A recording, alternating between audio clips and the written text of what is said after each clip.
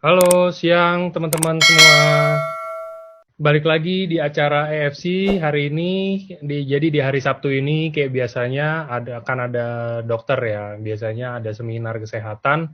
Tapi kalau di hari ini kita beda. Hari ini kita bakal kedatangan Dokter Wijaya yang bakal ngelakuin Q&A. Jadi nanti akan ada sedikit presentasi aja sih. Jadi ada Dokter Wijaya akan sedikit presentasiin. Dia akan ngasih tahu frequently asked question-nya itu apa aja? Maksudnya apa aja sih yang sering ditanyain sama member-member dan sama orang-orang biasanya tentang berkaitan dengan produk kita, SOP dan Utsukushi. Jadi setelah itu baru akan dibuka mungkin line tanya jawab. Jadi maksudnya nanti mungkin bisa tanya, baru tanya di kolom komentar, nanti saya bantuin baca, nanti dijawab langsung sama Dokter Wijaya. Oke, langsung aja kalau gitu ke Dokter Wijaya. Dok? Ya, selamat siang, Bro Angga. Oke, kita mau langsung aja mulai ya, Dok. Ini saya ini ya, saya Ya, presentasinya. Bentar. share screen-nya aja. Mudah-mudahan kali ini tidak ada yang macet. Man. Oke. Keluar ya, Dok. Ya, keluar. Mau Oke. full screen atau separuh begini? Hmm, enak sih, enak full screen ya. Nggak apa-apa, saya coba Screen share. aja, biar Sip. bisa difoto juga nanti. Oke. Oke, selamat siang rekan-rekan semuanya. Ini sejawat di bidang kesehatan ini ya. Jadi saya akan sekali lagi presentasi ulang apa yang kita pernah bahas minggu-minggu kemarin ya. Saya mohon maaf minggu kemarin tidak ulang, tapi saya tidak hari ini tentang jadi kita akan bahas paling sering ditanyakan seputar SOP 100 plus dan Utsukushi. Oke.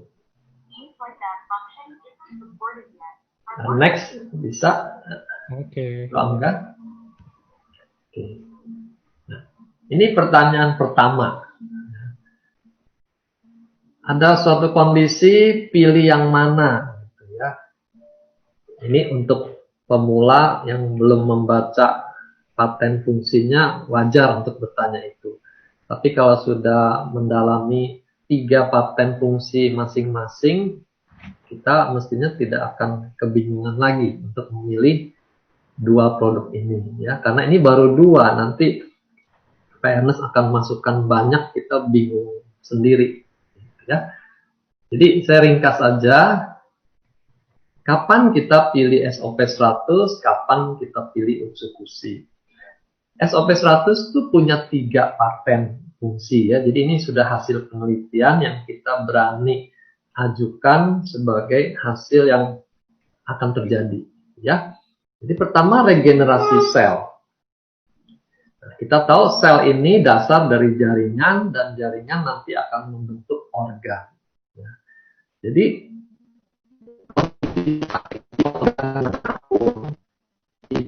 membutuhkan regenerasi sel di sana. Jadi kita akan butuhkan SOP 100 untuk memperbaiki organ yang manapun ya.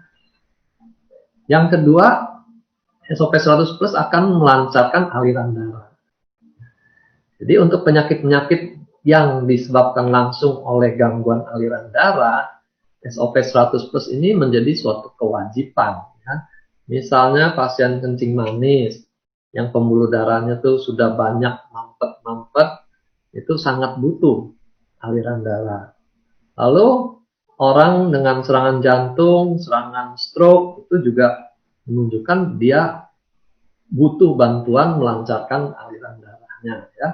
Kecuali stroke-nya perdarahan, itu pembuluh darah pecah, dia agak berbeda. Tapi kalau stroke yang tersumbat, iskemik, itu sangat butuh SOP ini ya. Nah, yang ketiga, dia memperbaiki struktur kulit sebagai anti-aging. Jadi orang dengan tambah umur, tambah kerutan di kulitnya, itu membutuhkan SOP 100 ini ya. Jadi ini 3 paten yang utama. Semua penyakit yang membutuhkan perbaikan sel, berikan SOP 100. Nah, Utsukushi ini punya 3 paten juga. Yang pertama anti-tumor agent. Ya. Nah, ini nanti melalui aktivasi dari natural killer cells. Gitu. Dia yang sanggup untuk menghadapi baik bakteri maupun virus maupun sel kanker yang baru mulai bermutasi. Gitu ya. Nah, di dalam ini ada bahan juga yang namanya fucoidan.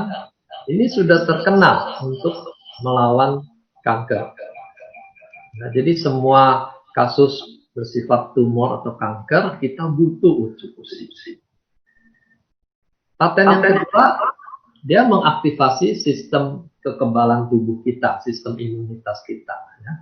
Baik natural killer cells, ini garda terdepan untuk menghadapi patogen apapun dia yang akan maju duluan. Lalu yang kedua ini sel darah putih secara keseluruhannya leukosit ini juga akan diaktifasi. Ya.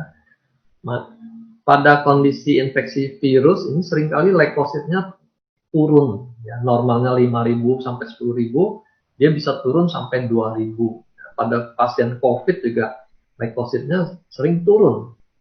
Nah, disitulah kita butuh Utsukushi untuk mengembalikan jumlah leukosit yang anjlok tadi ke posisi normal. Ya. Nah, di sini hati-hati kita menjelaskan ke klien kita. Jadi kalau dikatakan leukosit naik lagi ke posisi normal, itu bukan berarti kalau dia sudah normal, dia akan dibikin jadi lebih tinggi. Gitu. Ya, itu bisa salah informasi.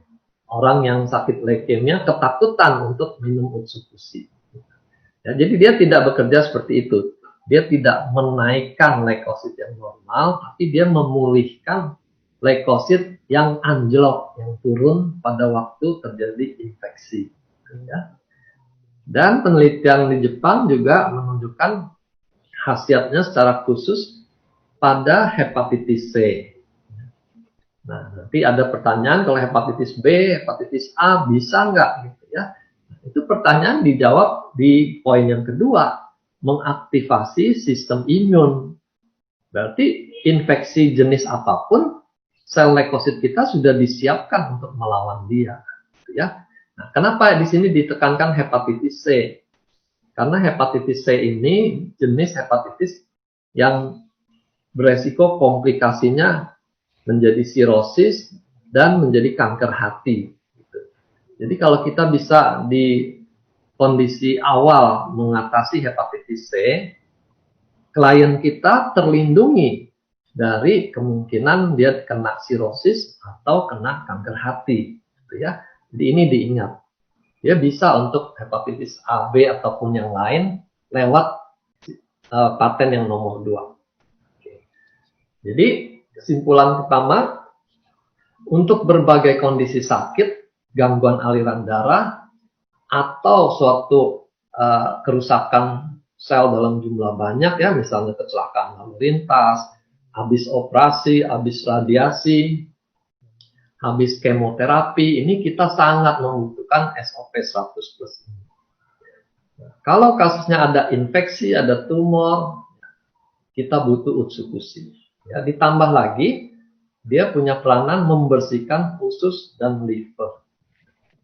Jadi pada kondisi penyakit yang banyak komplikasinya, kita pikirkan, ini jangan-jangan ususnya ini kotor, sehingga muncul aneka macam penyakit. Kita tambahkan di situ, selain SOP, Utsukushi-nya. Jadi kita gunakan 2 macam pada penyakit-penyakit yang banyak, ya, yang komplikasi. Oke, sementara itu dulu, Angga, kita pindah slide berikutnya. Oke. Nah, ini pertanyaan kedua, dosisnya berapa? Gitu ya. Nah, saya perlu jelaskan dulu penggunaan kata dosis ini. Biasanya kita pakai kata dosis tuh untuk obat-obat farmasi, ya, obat pharmaceutical ini obat farmasi. Karena variasi dari dosis itu bisa sangat kecil ya, mikrogram sampai ratusan miligram ya.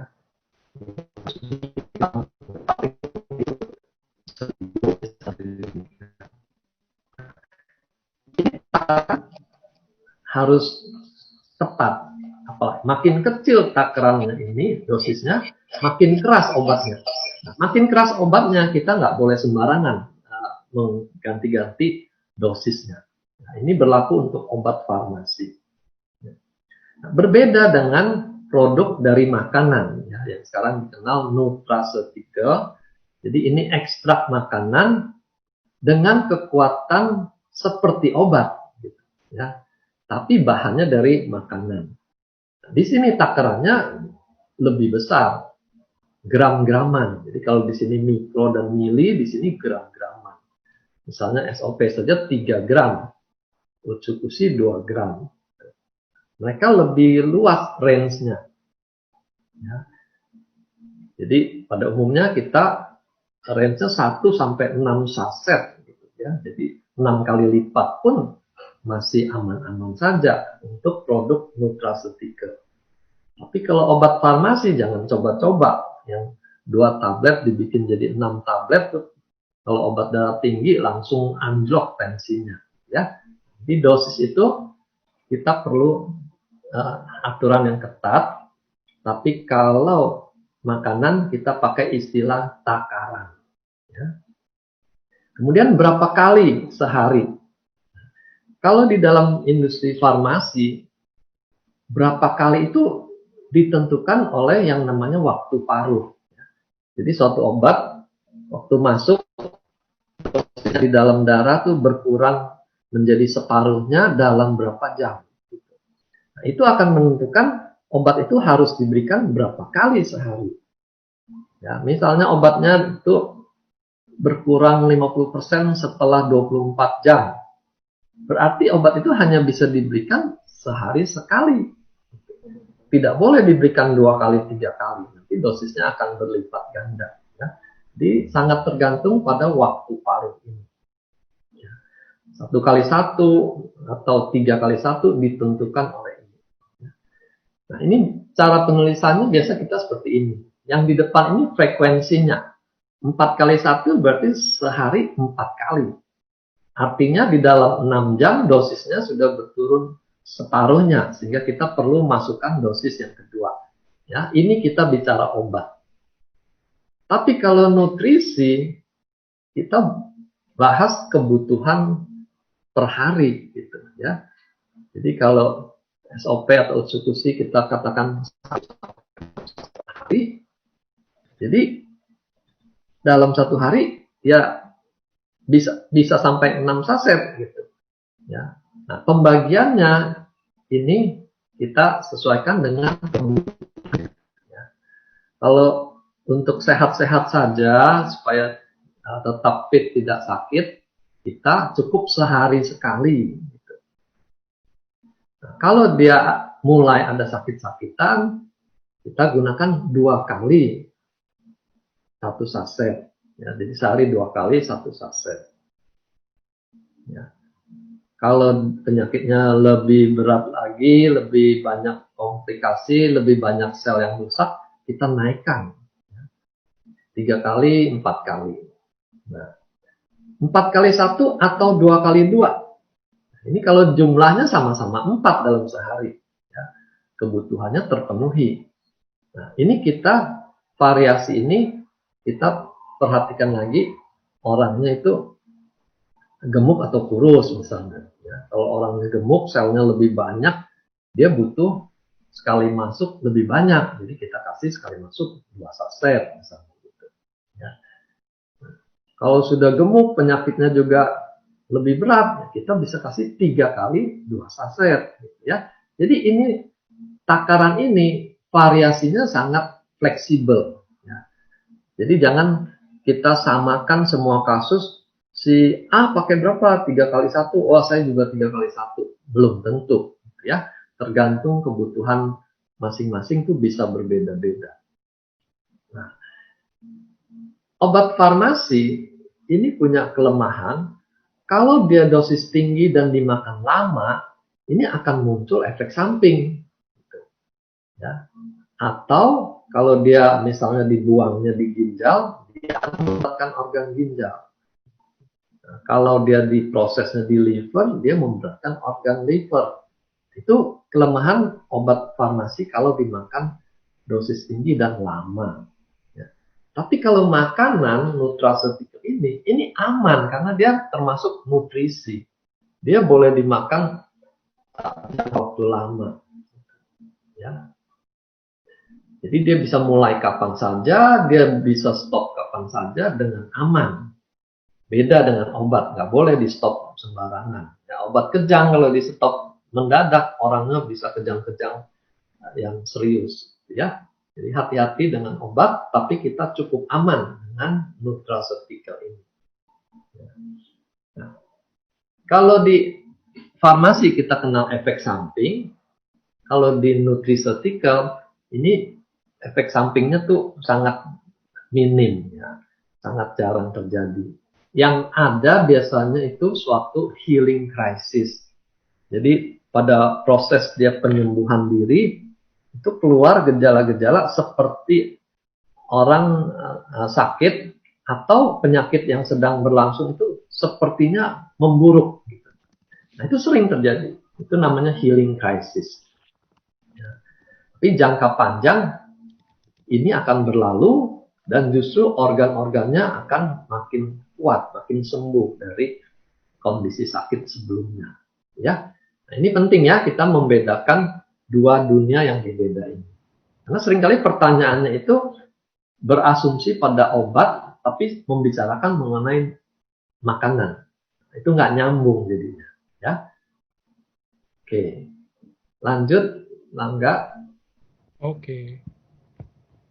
Nah, pertanyaan lain, anak-anak atau bayi boleh nggak? Dosisnya berapa gitu ya, sama. Ini juga dipengaruhi farmasi nih. Kalau anak-anak takarannya sepertiga, setengah gitu ya. Karena kebiasaan bicara di dunia farmasi. Nah, kita harus kembali, misalnya SOP, dia bekerjanya mengaktifasi stem cell, produksinya diperbanyak. Bayi dan anak-anak itu stem cell-nya masih bagus. Jadi mereka tuh belum perlu. Ya. Sampai umur 30 tuh stem cell masih diproduksi. 30 tahun dia mulai stop dan umur 40 tuh sudah makin turun. Ya. Jadi kita belum perlu sampai usia 40-an. Kecuali anaknya mengalami trauma ya. Kalau anak-anak tuh sering misalnya kena luka bakar, kena air panas, atau kecelakaan lalu lintas, atau operasi. Nah, itu karena ada trauma, perlulah sokongan dari luar. Atau anaknya ada gangguan tumbuh kembang, sehingga patut diduga ini ada stem cell-nya yang kurang berperan, sehingga terjadi hambatan ini. Kita bisa harapkan dengan tambahkan SOP, proses tumbuh kembangnya menjadi lebih baik. Ya. Nah, atau penyakit lain, ya, anak-anak juga bisa kena cancer. Jadi kalau pada kondisi begitu, maka kita akan berikan, walaupun secara teori stem cell anak itu belum terganggu, gitu ya. Tapi kita perlu support tambahan. Nah, kalau Utsukushi juga begitu. Daya tahan anak tuh masih oke. Ya, biasanya kita daya tahan turun tuh karena gaya hidup kita mulai error-error. Makanannya nggak bagus, polusinya tinggi gitu. Tapi kalau anak-anak kita anggap mereka masih oke. Pencernaan juga belum ada masalah gitu. Ya. Nah, kalau dia menunjukkan masalah dalam pencernaannya, buang air besarnya misalnya tidak tiap hari, 3 hari sekali, kita perlu bantu untuk mendetoks ususnya dengan Utsukushi. Atau kondisi di mana anaknya sedang mengalami infeksi, ya, entah demam berdarah, tifus, nah, kita perlu tambahan booster dari sistem imun untuk menghadapi infeksi itu, ya. Dan tumor atau kanker sekarang juga makin banyak, anak-anak tuh sudah kena tumor mata, tumor otak, gitu ya, kanker otak gitu. Kita tambahkan di situ Utsukushi dan SOP untuk membantu kerusakan yang ditimbulkan oleh penyakit ini. Ya, nah jadi ini jawaban apakah bayi dan anak-anak boleh, gitu ya. Kalau bolehnya boleh karena nutrisi itu aman. Jadi kembali butuh atau tidak. Kalau ada kebutuhan silakan. Kalau tidak, tidak perlu dulu. Ya. Nah, takarannya berapa? Kita tadi katakan pada orang dewasa tuh 1 sampai 6. Jadi anak-anak tuh ya kita perkirakan saja seberapanya orang dewasa. Bisa setengahnya, bisa sepertiganya.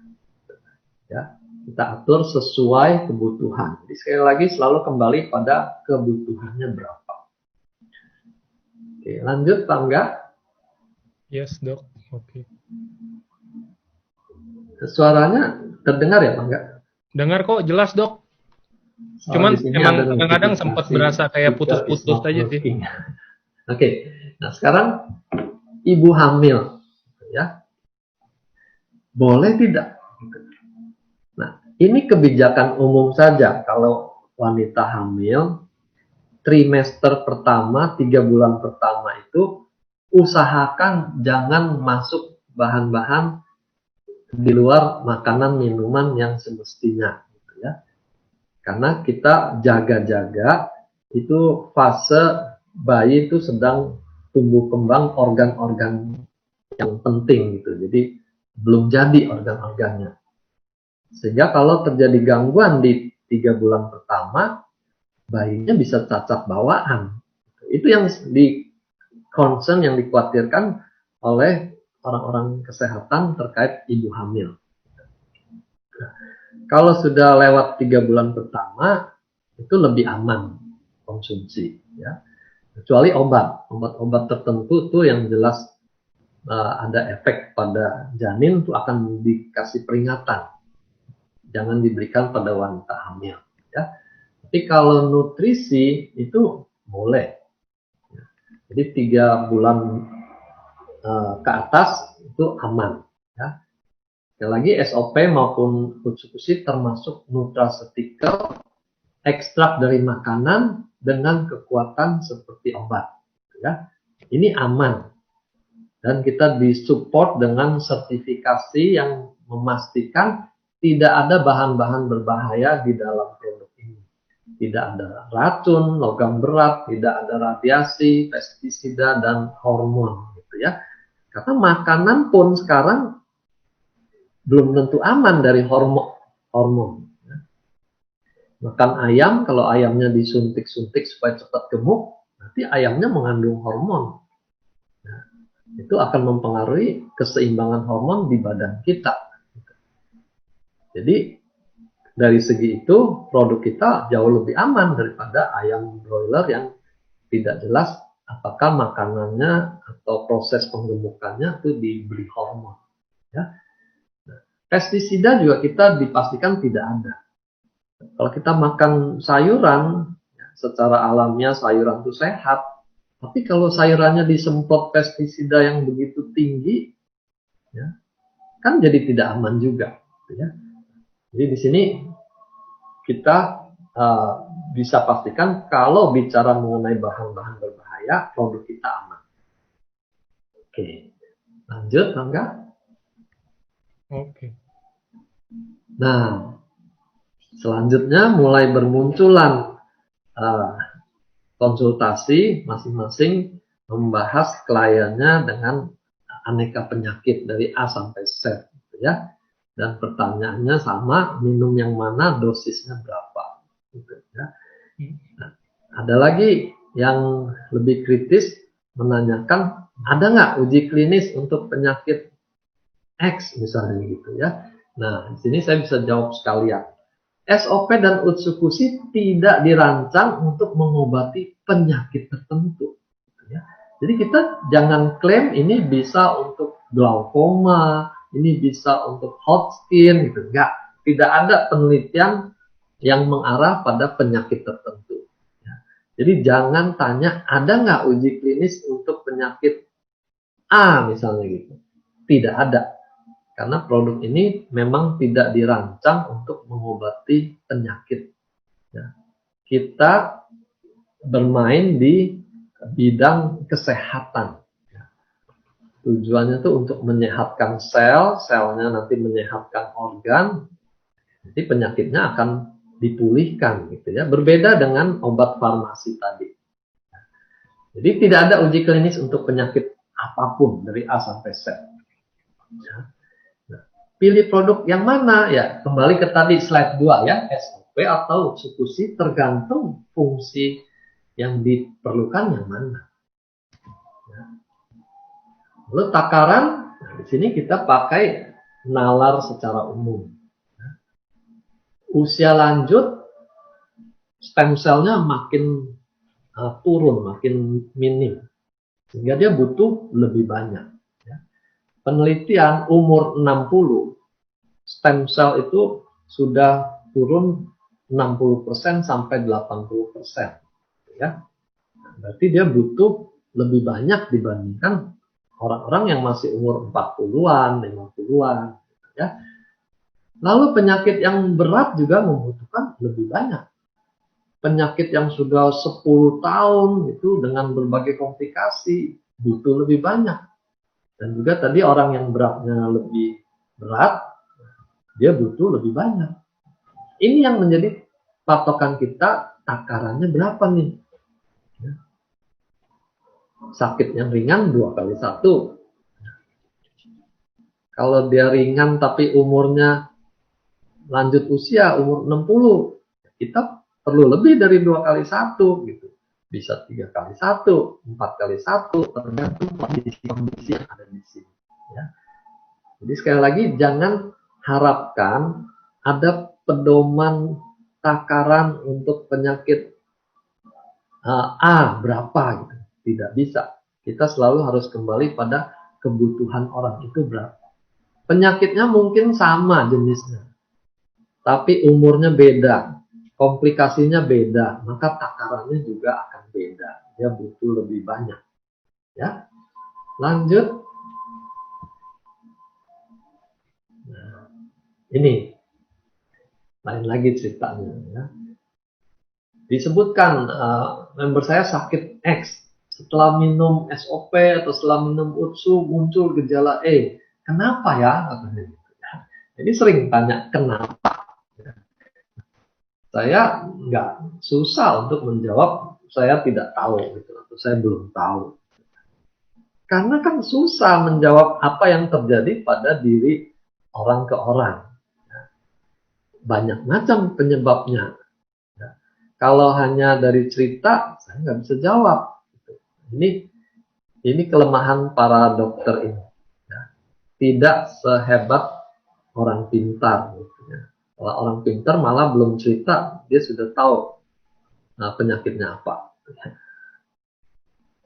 Jadi saya ingat profesor guru saya tuh suka godain gitu.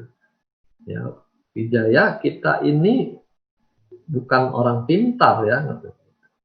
Kenapa? Karena kalau pasien kita bilang, dok, saya kemarin pergi ke orang pintar gitu, itu bisa dipastikan bukan pergi ke dokter. Jadi kita memang bukan kelompok orang pintar. Ya. Jadi jangan tanya kenapa, karena banyak kemungkinan. Nah, biasanya yang mungkin ini hanya biasanya. Ya. Kalau ada suatu gejala, mungkin ada alergi. Kalau ada alergi, biasanya gejalanya akan makin parah. Ya. Kalau dinaikkan takarannya, ya dia bisa makin parah lagi. Ya. Jadi jangan juga ditanya ini muncul gejala, apakah saya perlu naikkan takarannya? Sudah jelas ada gejala, gitu. Kok malah dinaikkan takarannya? Jangan. Ya.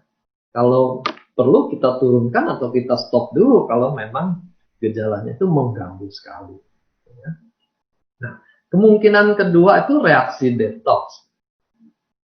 Jadi waktu organ-organ dibersihkan, sel-sel itu akan mengeluarkan semua racun yang tersimpan di situ. Karena racunnya keluar dalam jumlah besar, muncullah gejala seperti orang keracunan itu. Ya.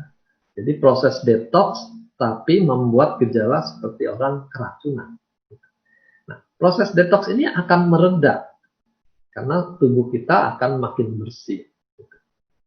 Jadi ini bedanya. Kalau alergi dia akan makin parah, kalau dia detox dia akan makin mereda.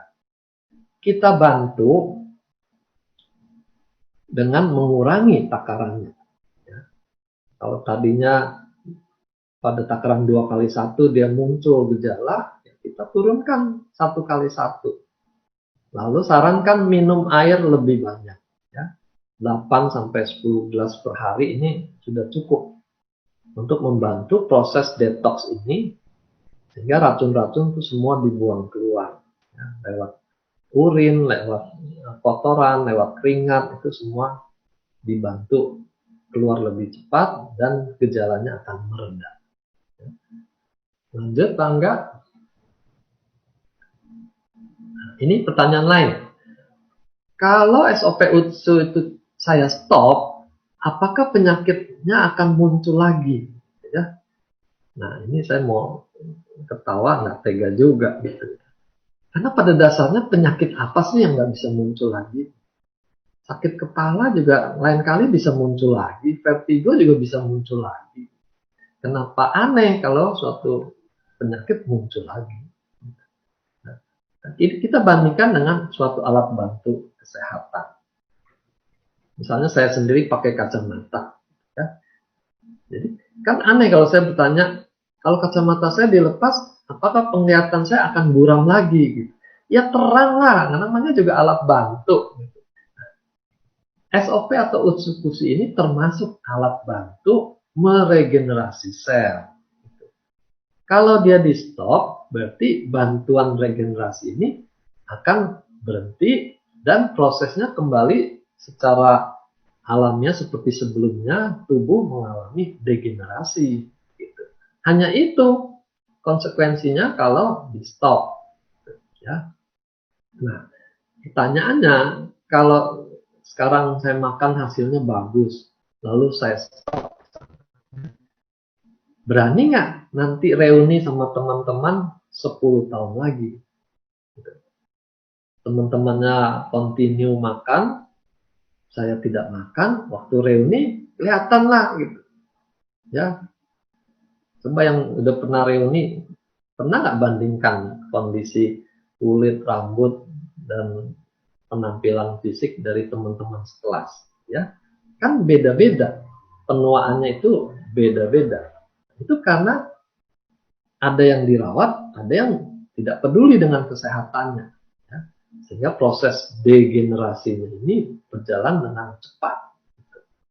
Itu saja sih kerugiannya kalau dia di stop. Oke. Lanjut.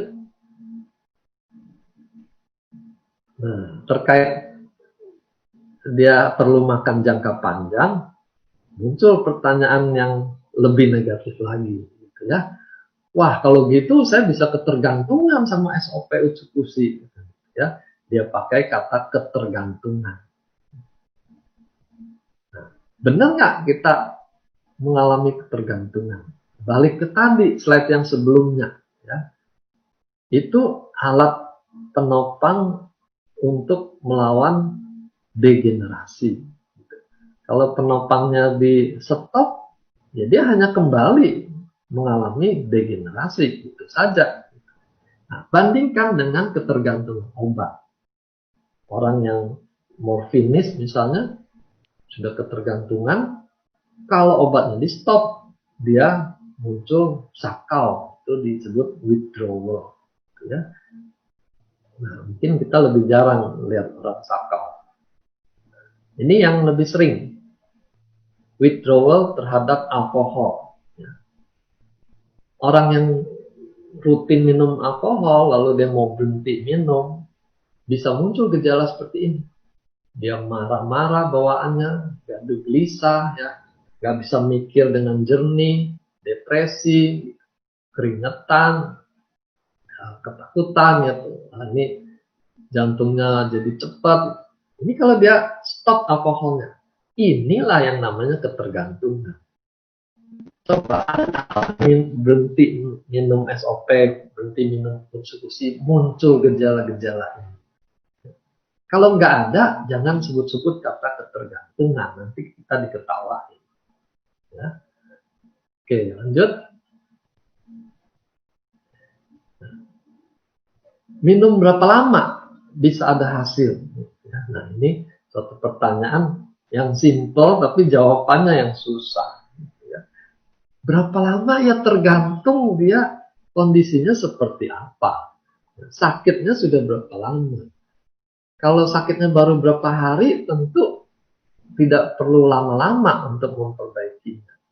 Tapi kalau sakitnya sudah puluhan tahun, mau sembuh dengan satu box saja, ya jangan dong, ya itu terlalu jauh harapan dengan kenyataannya. Ya. Lalu ditanya juga sekarang usianya berapa? Kalau usia tadi sudah di atas 60, tentu butuh waktu lebih lama untuk pemulihan dibanding orang-orang yang masih 20-30 tahunan gitu ya. Di support sebentar saja sudah balik kondisinya. Tapi kalau sudah lansia tentu butuh waktu lebih panjang ya. Juga sakitnya sederhana atau kompleks. Makin banyak komplikasinya, itu perlu waktu lebih lama. Kenapa?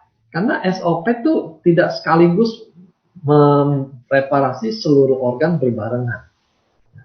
Ada urutan prioritas organ mana dulu yang harus dia kerjakan.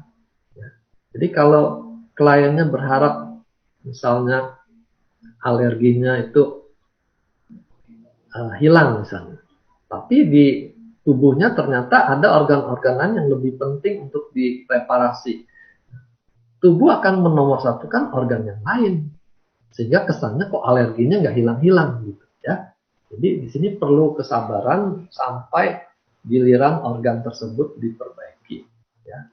Nah, zaman sekarang orang juga sulit untuk bersabar, ini penyakitnya lagi, ya, susah bersabar, maunya cepat. Jadi dia pikir kasih dosis lebih tinggi biar cepat, ya. Nah, ada kasus kemarin begitu, dia langsung mulai dengan takaran 2x2, malah muncul detoxnya,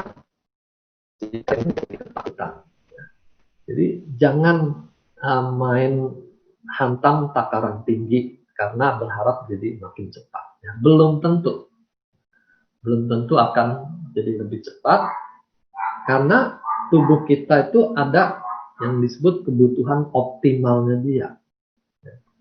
Kalau dikasih kurang, efeknya kurang bagus, dikasih lebih, efeknya juga kurang bagus. Ya.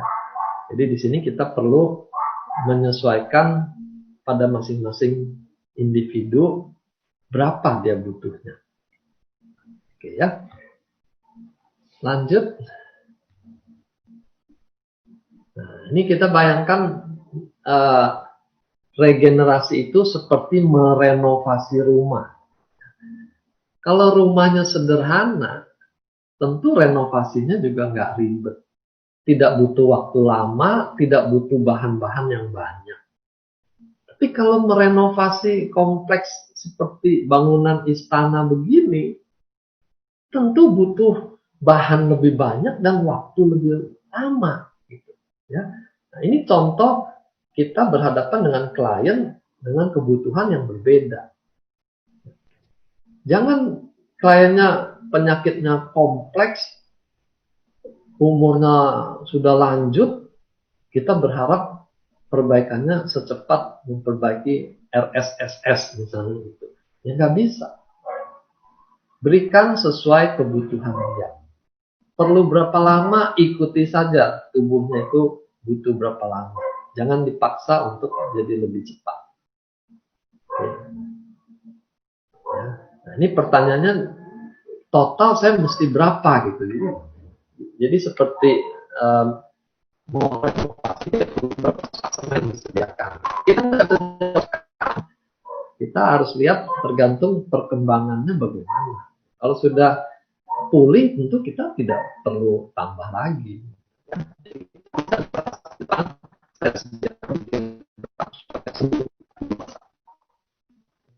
Lanjut. Oke, suaranya tadi rada putus-putus dikit, Dok. Oh, sorry. Di bagian Kedengeran sih, enggak cuma yang endingannya aja tadi. Oke. Nanti ditanya aja deh yang kurang Iya. jelas tadi ya. Nah, lalu ada lagi yang mulai dengan komplain, saya sudah minum sekian box. Gitu, ya. Jadi sepertinya makin banyak itu hasilnya mestinya sesuai dengan yang diharapkan. Gitu, ya. Nah, di sini kita ingatkan lagi, ini bukan soal jumlahnya sudah 1 box atau 5 box. Tapi apakah jumlah itu sudah memenuhi kebutuhannya? Ya. Selain jumlah, komponen jumlah ini ada komponen waktu. Jadi ini bisa bervariasi. Jadi kalau kita hanya hitung jumlahnya, tapi waktunya belum cukup, bisa-bisa belum terjadi apa-apa gitu, karena memang belum waktunya. Juga seperti ini, dia minum 6 box habis dalam 1 bulan. Berarti kan ini takarannya tinggi. Nah, dibandingkan 6 box dalam 6 bulan. Tentu hasilnya nggak sama. Jadi jangan tanya, saya sudah minum sekian box. Sekian box itu dalam berapa lama? Itu menentukan. Sesuai nggak dengan kebutuhannya. Oke, jelas? Enggak, bisa lanjut? Oke, bentar.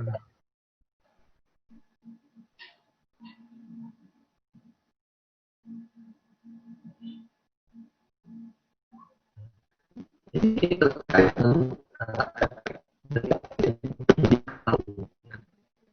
setelah minum mengalami gejala gitu ya. Pertanyaannya ini efek samping atau detox? Ya, tadi kita sudah singgung kalau dia efek samping dia akan makin memburuk. Tapi kalau detox dalam 1 minggu itu dia akan makin baik. Nah, efek samping yang paling mungkin itu alergi. Ya.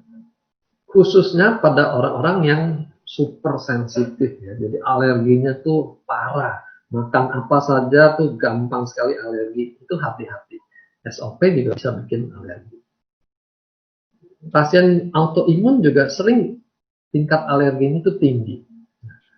Ada member yang japri untuk masalahnya, dia hanya minum setengah saset, bibirnya langsung bengkak. Ya. Nah, jadi kita bisa lihat betapa sensitifnya pasien-pasien tertentu terhadap bahan yang ada di dalam SOP.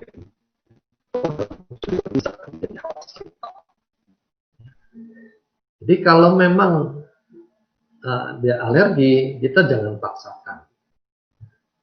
Tapi kalau itu efek detox, kita masih bisa dorong teruskan seminggu. Biasanya akan berarti kalau alergi dipaksakan, dia bisa makin parah. Ya. Nah, efek detoxnya seperti apa? Itu juga tergantung organ mana yang bermasalah. Kalau organ otaknya bermasalah, misalnya, ya mungkin dia akan merasa ngantuk, bisa rasa pusing,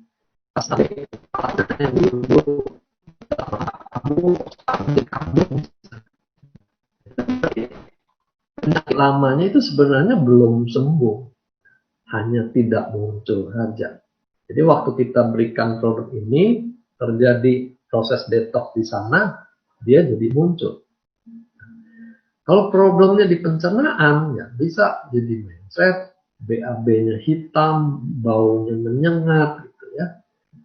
Mestinya dia sedang bersih-bersih di dalam sana. Ya. Cuma ada kondisi kalau yang wasir, misalnya dengan eksekusi ada beberapa yang laporan pasien jadi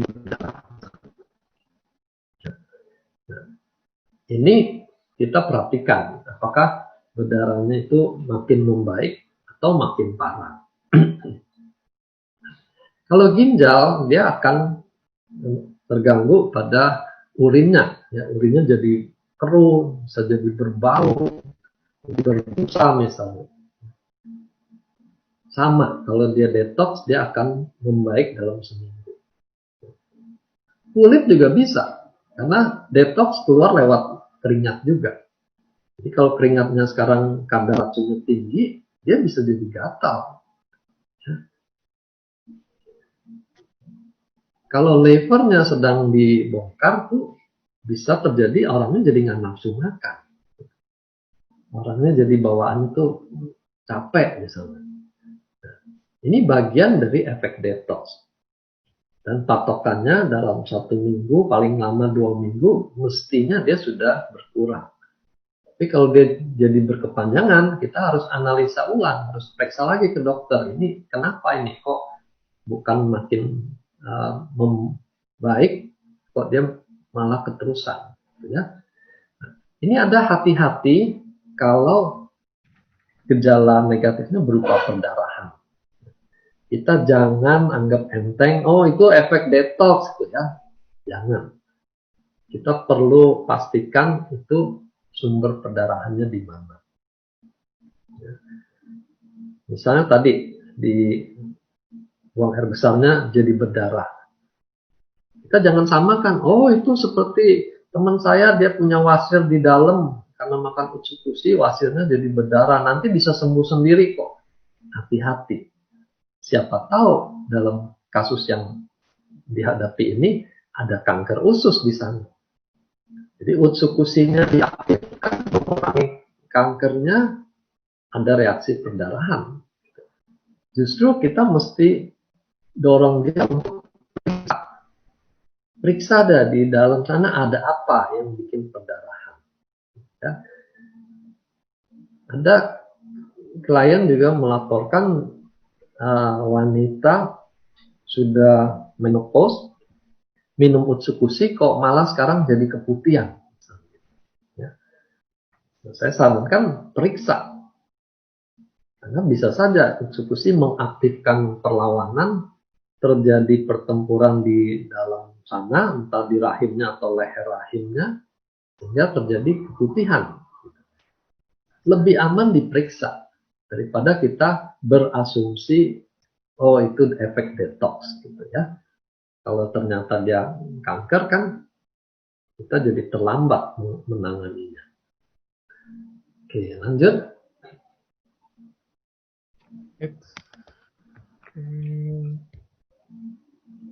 Nah, ada lagi klien tuh menyampaikan seperti laporan kasus, gitu ya. Lengkap datanya, CT scan-nya juga lengkap, lab-nya berlembar-lembar. Kita nggak perlu sampai segitu detail, karena kita sekali lagi bukan berhadapan dengan urusan medis sebenarnya. Kita berhadapan dengan urusan kesehatan. Ya. Medical and health, ini dua dunia yang berbeda. Kalau dunia medis memang harus akurat sekali. Diagnosanya itu sampai ke sumbernya apa. Tapi kalau kita bicara health, nggak perlu sampai sedetail itu. Karena kita bekerja pada prinsip-prinsip bagaimana supaya tubuh kita lebih sehat. Kalau semua sistem berfungsi dengan baik, maka keluhan-keluhan yang ada itu akan hilang. Ya. Nah, makanya kita dibilang jangan klaim kesembuhan. Kita hanya tahu gejalanya hilang. Apakah dia benar-benar sembuh atau hanya menjadi lebih tenang, itu urusannya bagian medis memastikan. Ya, dengan berbagai pemeriksaan memastikan dia tidak ada lagi atau tidak aktif lagi. Tapi secara umum untuk kesehatan, tugas kita adalah menyokong sel-selnya, organ-organnya menjadi lebih sehat. Kalau semua organnya sehat, keluhannya akan hilang begitu saja.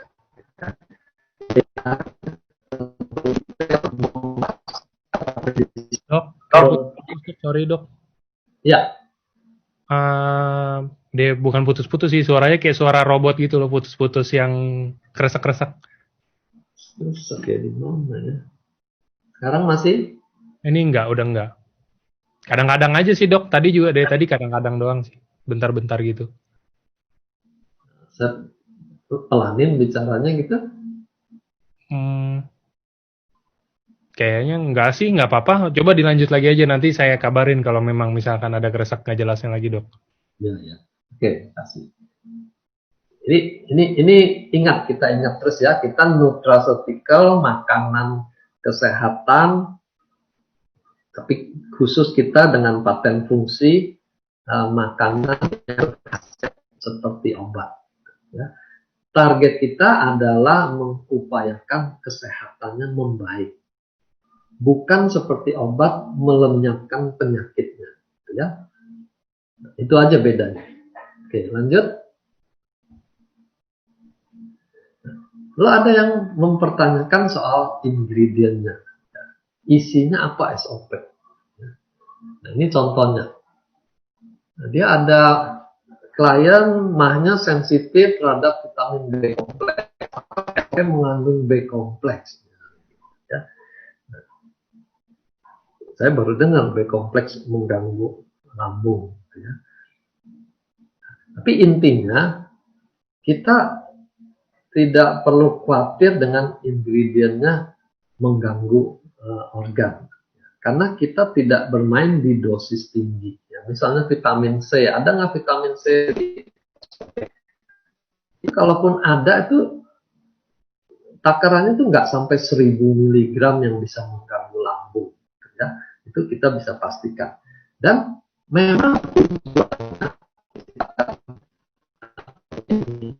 bukan melengkapi kebutuhan vitamin mineral, bukan. Itu bisa didapatkan dari sumber lain. Tapi kita punya SOP misalnya, kelebihannya di regenerasi sel lewat insulin like growth factor, lalu merangsang stem cell. Nah, itu yang membuatnya menjadi istimewa. Ya. Jadi jangan terlalu risaukan kandungan lain-lainnya. Gitu. Ya. Vitamin E-nya ya, bukan itu yang penting. Nah, kalau dirasa kurang tinggi, carilah suplemen lain yang dosisnya lebih tinggi. Ya. Ini saya mau singgung mengenai barley. Ya.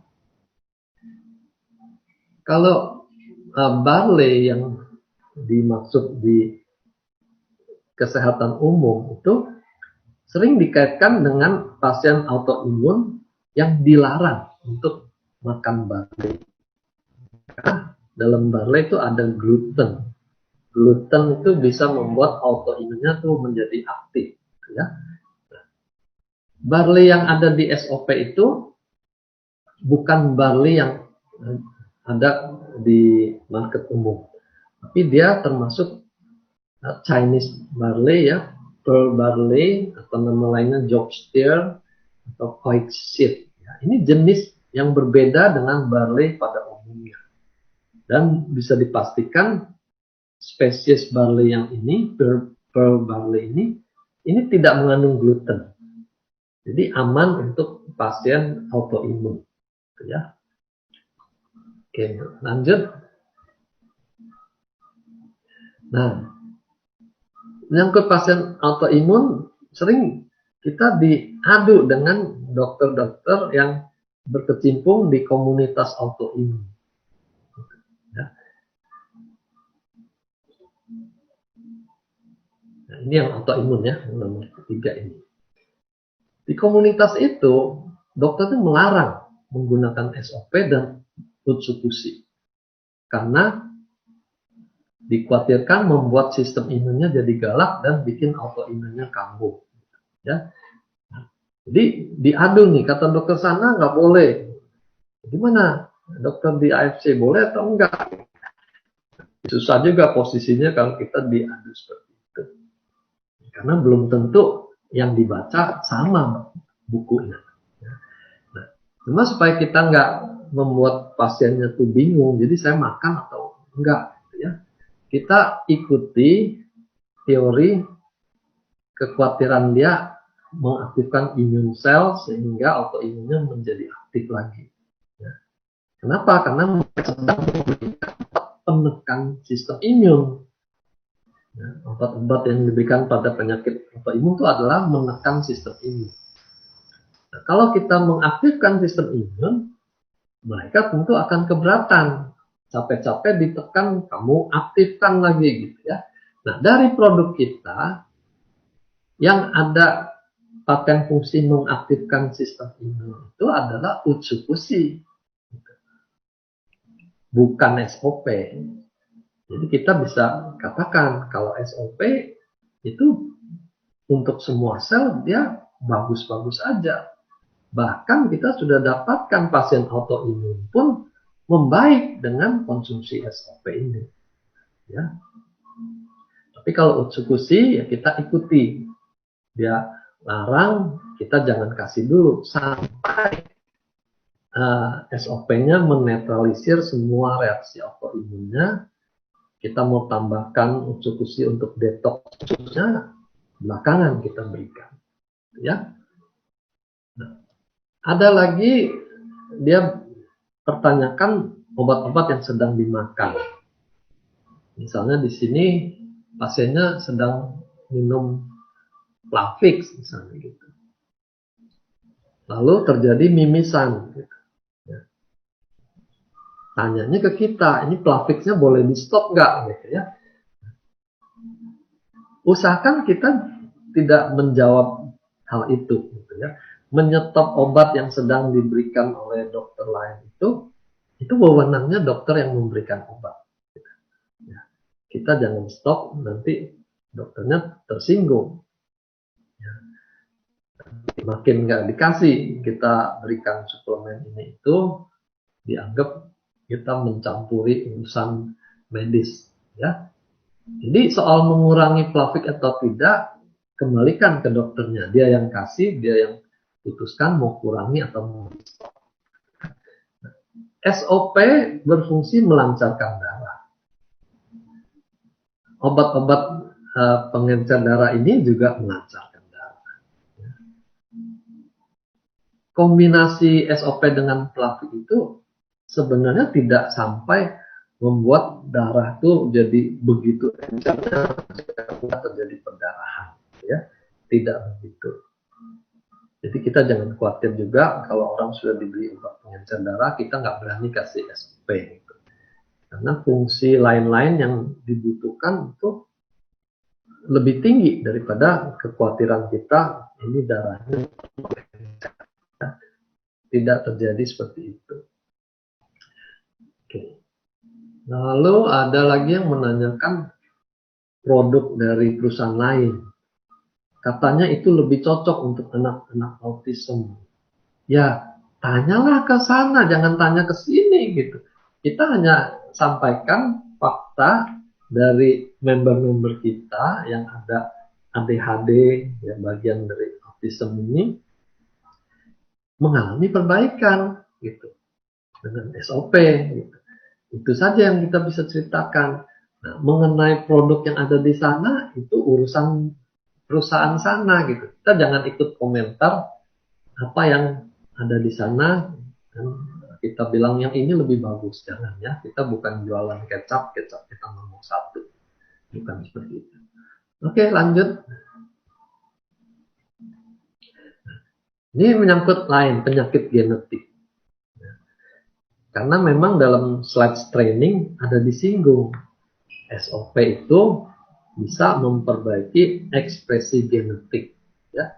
Dan karena yang baca itu masih awam, dibayangkan bahwa produk kita tuh bisa mereparasi sampai tingkat genetiknya diperbaiki. Ya. Muncul istilah mengikis gen jelek. Ya. Sehingga ditanya kalau mengikis gen jelek ini diberikannya kepada anak-anak atau kepada orang tuanya waktu hamil. Ya. Jadi saya godain jawabannya atau bagaimana. Karena bukan dua-duanya.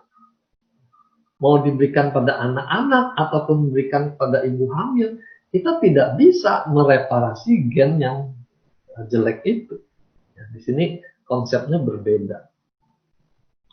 Kita hanya bisa mempengaruhi ekspresi gen, bukan memperbaiki gennya. Ya. Kalau di sini di istilahnya mengikis gen jelek ya.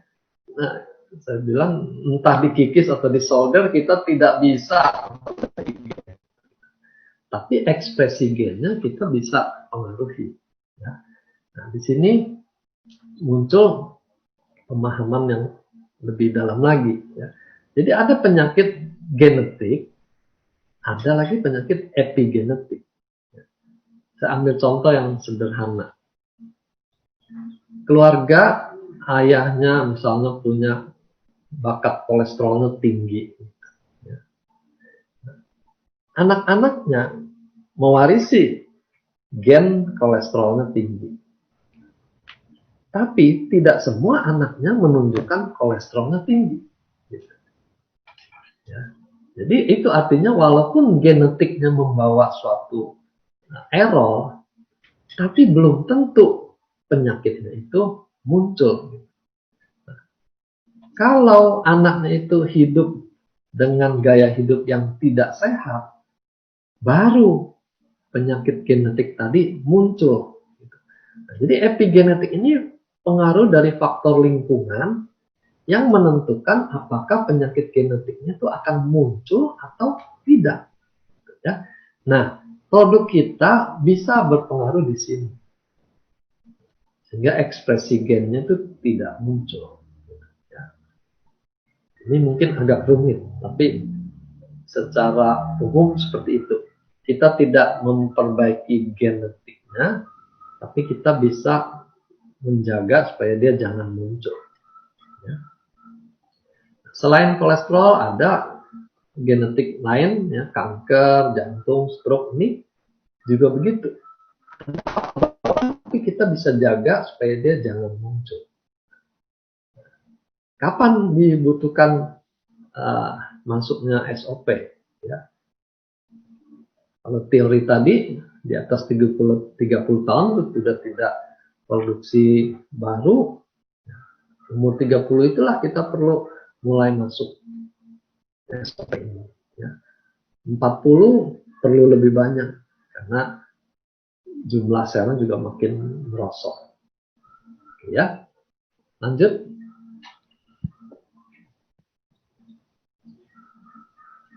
Ini penyakit lain terkait batu, ya, batu ginjal, batu empedu. Pertanyaannya bisa nggak untuk batu? Ya. Sejauh yang saya tahu, tidak ada bahan SOP itu dirancang untuk memecahkan batu, stone crash, nggak ada. Gitu, ya. Lalu kita kan suka berpegang pada testimoni. Ya. Kalau orang posting kliennya minum SOP batunya keluar misalnya. Hati-hati, testimoni itu kan bisa saja penjelasannya mungkin ukuran batunya memang kecil sehingga bisa keluar sendiri. Ya.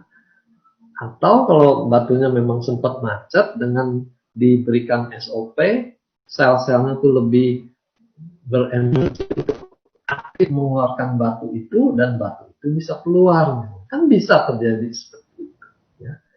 Nah, atau kemungkinan lain lagi, memang pengaruh metabolisme itu entah bagaimana bisa membuat batunya jadi lembek, jadi mudah keluar. Itu juga kita nggak tahu, itu perlu penelitian yang lebih serius gitu ya. Kita tidak bisa katakan bisa atau mustahil karena desain awalnya memang tidak berurusan dengan masalah batu. Lanjut. Nah, ini penyakit bawaan, jantung bocor bisa nggak? Gitu ya. Sekali lagi kita ingat, makanan itu paling-paling mempengaruhi fungsi kerja organ-organ menjadi lebih baik. Tapi kalau gangguannya bersifat struktural, misalnya tulang bengkok, lalu apa lagi, batu, kapuran, saraf kejepit, itu semua bersifat struktural. Kita nggak bisa harapkan nutriceutical membereskan semua itu gitu. Kita sering godain kalau misalnya dia bisa perbaiki struktural, nanti orang yang tidak punya lipatan kulit, yang hidungnya kurang mancung juga akan berharap terjadi perbaikan, gitu ya, karena itu struktural. Kita nggak mungkin itu kejadian. Tapi kalau fungsi kita masih bisa harapkan. Mengenai jantung bocor ini, kita juga masih melihat kemungkinan itu bisa nggak. Dr. Yudi kemarin ada cerita, ada anak yang ukuran kebocorannya itu mengecil. Ya, suatu hal yang berharga untuk dimonitor. Kalau dia bisa mengecil, diterus-teruskan bisa tambah kecil dong, gitu ya. Itu kita perlu waktu untuk menjawab pertanyaan. Jadi kita tidak menutup kemungkinan itu, tapi kita jauhlah untuk menjanjikan suatu penyakit bawaan bisa membaik. Oke, lanjut. Ini kembali ke alergi. Ya. Jadi gatal-gatal karena apa? Ya. Tapi bisa karena alergi atau bisa karena detox. Itu satu. Kemungkinan lain, ini ada yang namanya leaky gut.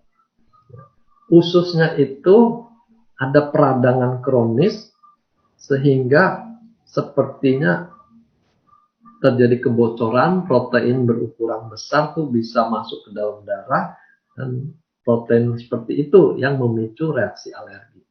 Ya. Jadi ada kemungkinan prosesnya belum sampai membetulkan kebocoran usus ini, sehingga masih terjadi alergi masuk ke dalam.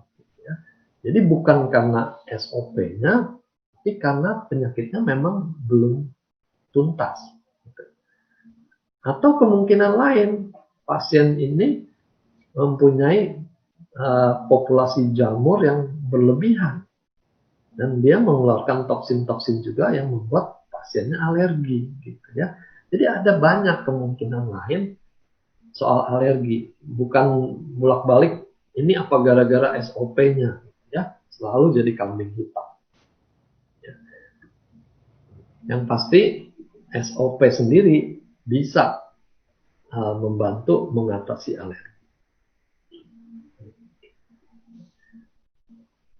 Lalu ada lagi mengenai utsekusi. Ya, berpikir utsekusi kan dirancang untuk kecantikan, untuk kulit. Alergi kan di kulit.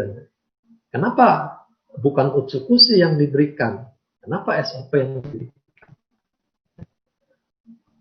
Lalu dia lebih detail lagi, ingredient apa di SOP yang membuat alergi bisa diatasi dibanding utsekusi? Ini pertanyaannya.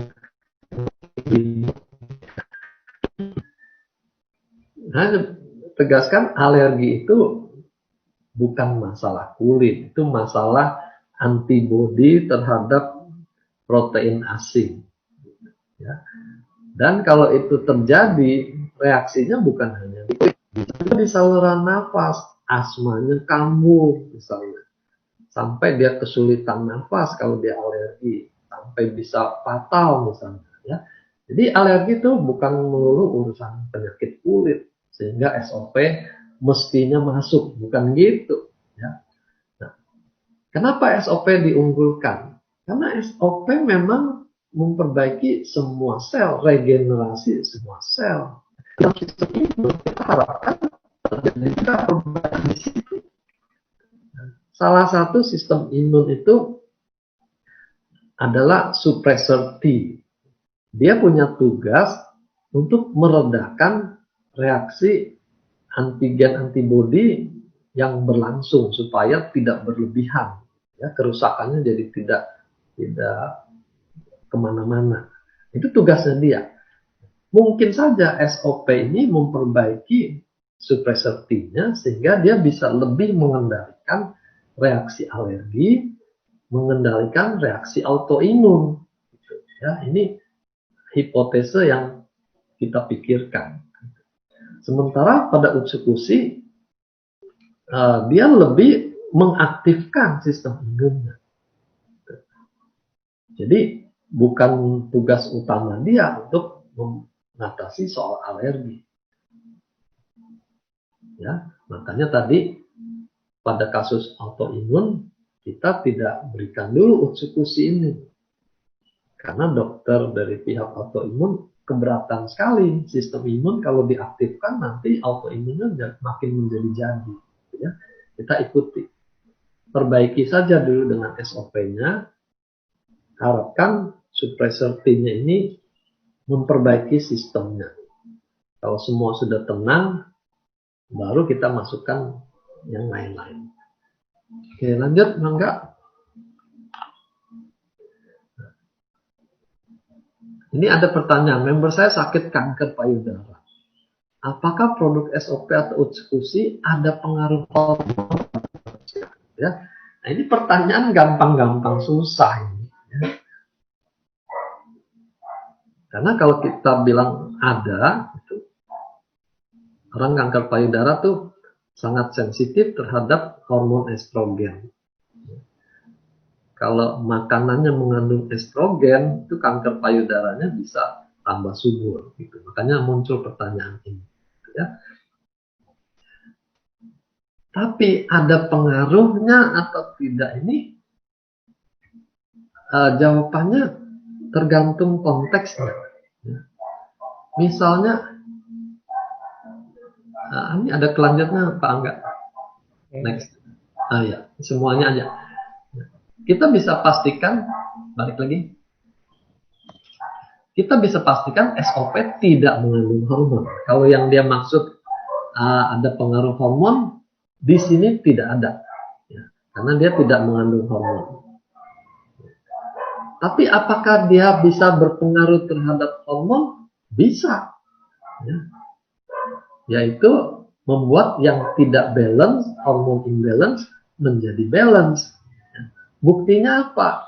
Kita sudah cukup banyak juga orang-orang yang sulit hamil bisa hamil. Gitu.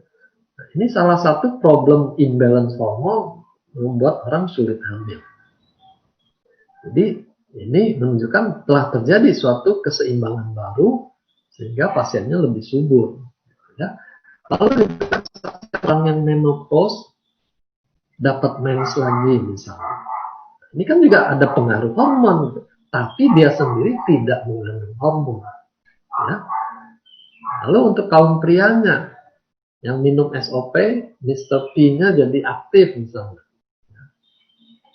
Nah, ini kan juga menunjukkan ada perbaikan hormonal dan juga ada perbaikan aliran darah sehingga dia bisa aktif lagi. Ya. Nah, ini jawaban soal hormon. Dia bisa membantu memperbaiki ketidakseimbangan hormon, tapi SOP sendiri tidak mengandung hormon. Itu jawabannya. Lanjut. Nah, ini sering terjadi ya. Terkait tadi habis minum muncul gejala ini. Gitu. Apakah ini gara-gara SOP? Ya. Ini kasusnya kita lihat ceritanya. Ada pasien tumor otak. Disebutkan craniofaringioma, astrocytoma, ada hidrocephalus, ada toxoplasma. 3 hari mulai minum SOP, sebelumnya nggak ada mual, muntah, pusing.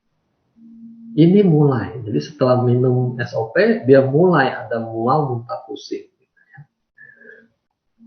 Kita di grup sudah langsung jawab, balik lagi SOP jadi kambing hitam. Dan yang bersangkutan digitalisir ini nggak nyalain SOP gitu, cuma apakah dosisnya perlu ditambah atau dikurangi. Jadi pertanyaannya makin nggak jelas lagi arahnya ini ya. Kalau ada suatu gejala, tentu kita tidak tambah takarannya. Kita kurangi atau kalau perlu kita stop. Ya. Tapi masalahnya dengan mengaitkan ini pada SOP. Ini kondisi tumor ganas. Ada problem di dalam otaknya, infeksi toksoplasma. Ini tidak diapa-apain juga orangnya bisa mual, muntah, dan pusing gitu ya. Jadi jangan semua gejala masuknya SOP. Ya. Penyakit yang berat tuh nggak diapa-apain juga akan bergejala yang negatif. Ya, jadi tenang aja, tidak akan membuat kerusakan bertambah hebat. Justru tugasnya adalah memperbaiki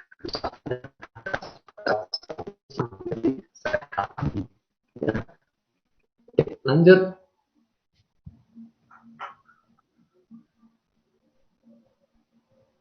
Oke. Nah, ini hanya pesan aja. Kita berani terima konnichiwa-nya, harus berani juga menjelaskan dengan detail, dengan mantap kenapa kita dengan produk kita. Ya. Oke, lanjut. Nah, ini pertanyaan makin ribet aja. Sampai kasus gangguan jiwa schizofrenia juga ditanya bisa sembuh nggak dengan SOP. Ya. Lalu istilah medis yang jarang didengar juga bermunculan. Bisa nggak sembuh dengan SOP? Ya. Nah, lebih lagi ada yang minta kepastian tingkat keberhasilannya berapa persen. Pada kasus anak 2 tahun. Obat aja kita nggak berani memastikan seperti itu. Apalagi ini produk nutrisi yang targetnya menyehatkan sel gitu. Hasil akhirnya bagaimana itu bisa berbeda-beda sekali, tergantung kondisi waktu kita mulai itu seberapa parah. Ya. Jadi jangan bingung dengan macam-macam diagnosa dan komplikasinya. Semua penyakit target kita adalah sama. Sel yang sehat itu dipulihkan. Yang rusak-rusak itu diperbaiki.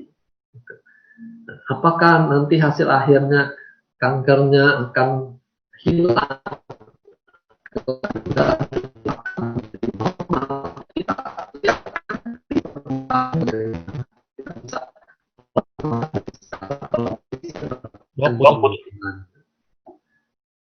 Oke.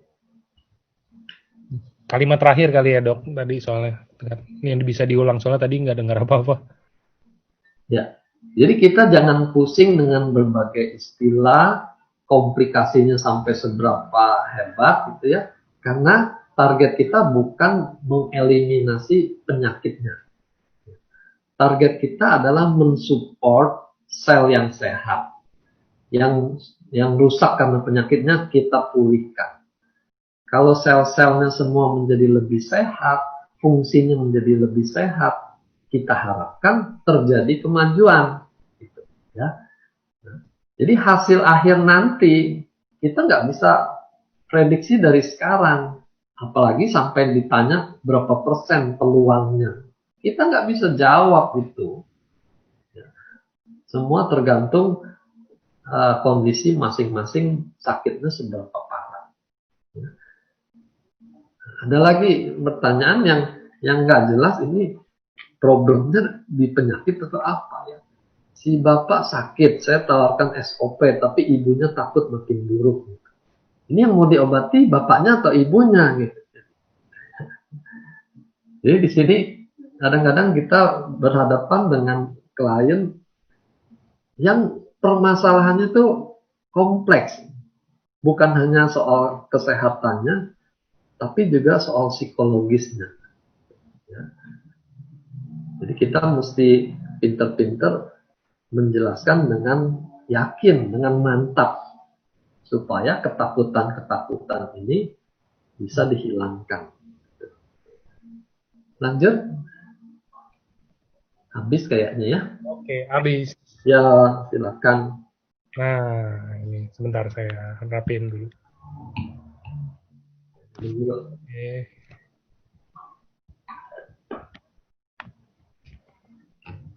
Oke.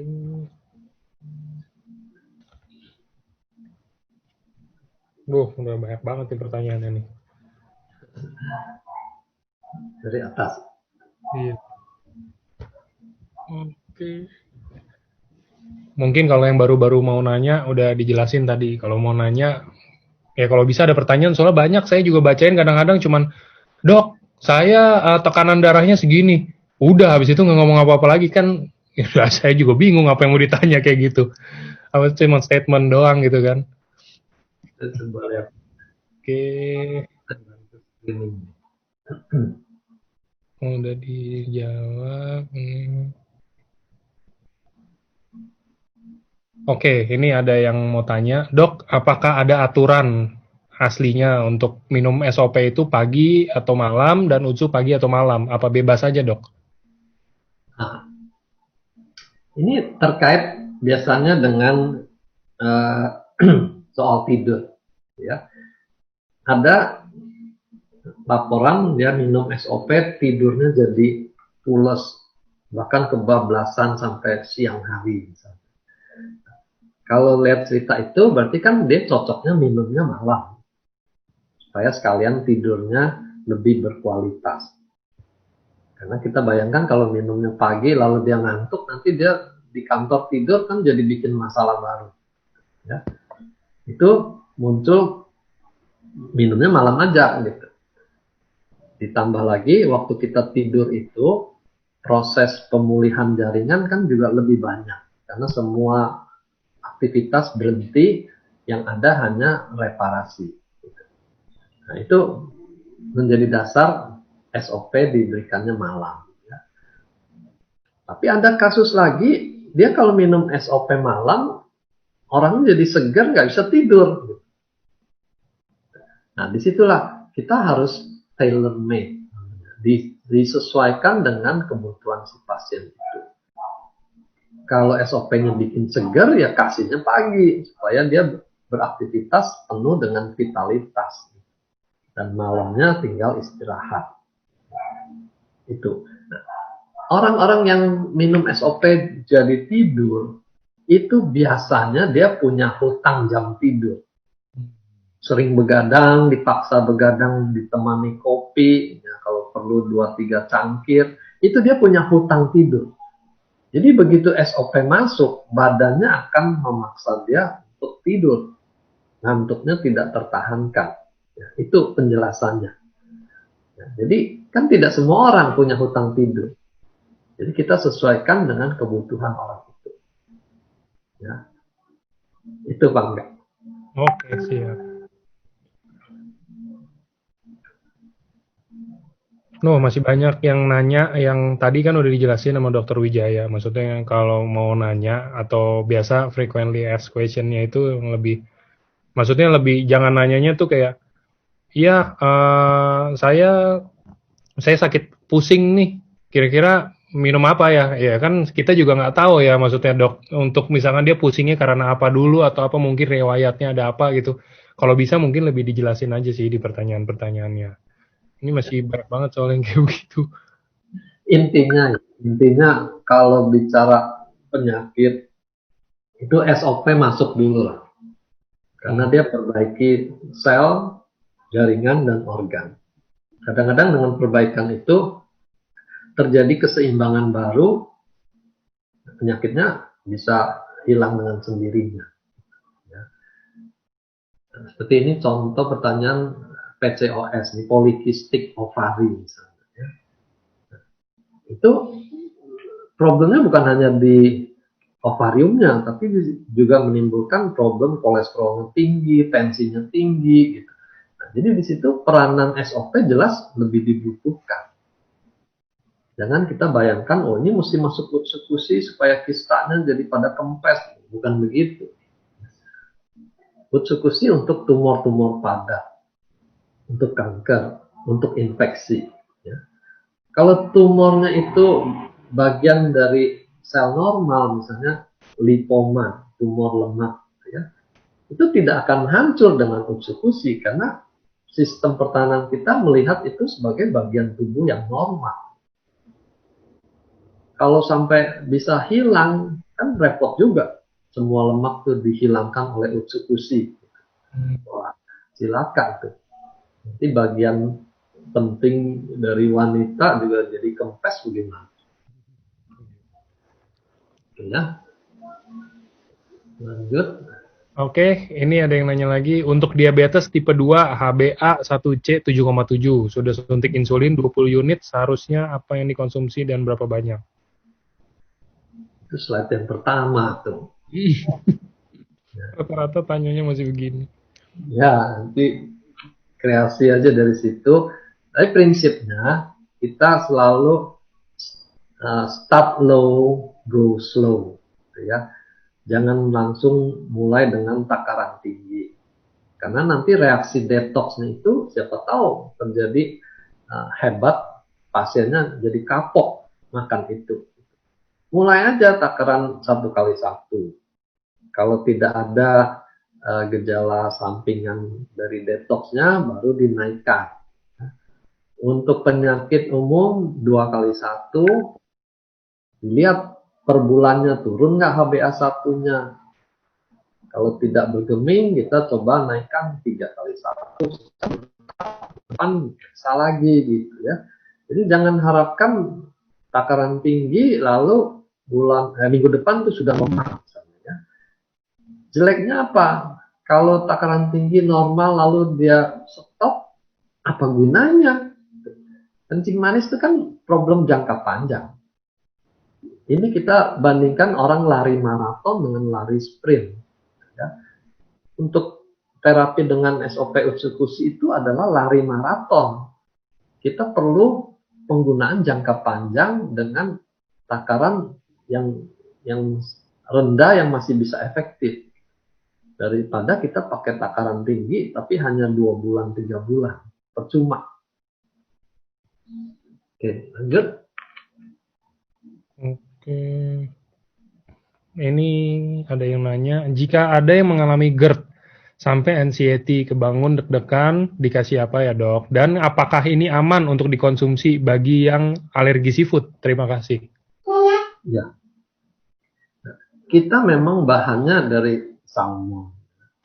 Salmon itu unik tuh, ikannya air laut tapi bertelurnya di air tawar gitu. Nah, tapi yang penting kita bukan produk dari dagingnya secara utuh, tapi dari kantong telurnya dan hanya diambil asam aminonya, ya, peptida tertentu yang membuat SOP itu punya khasiat yang berbeda. Ya. Jadi kemungkinan alergi itu kita tidak dengar, kecuali pada kasus-kasus yang dia sangat rentan terhadap alergi. Ya. Tapi kalau secara umum orang alergi seafood dengan SOP, kita tidak dapatkan laporan seperti itu.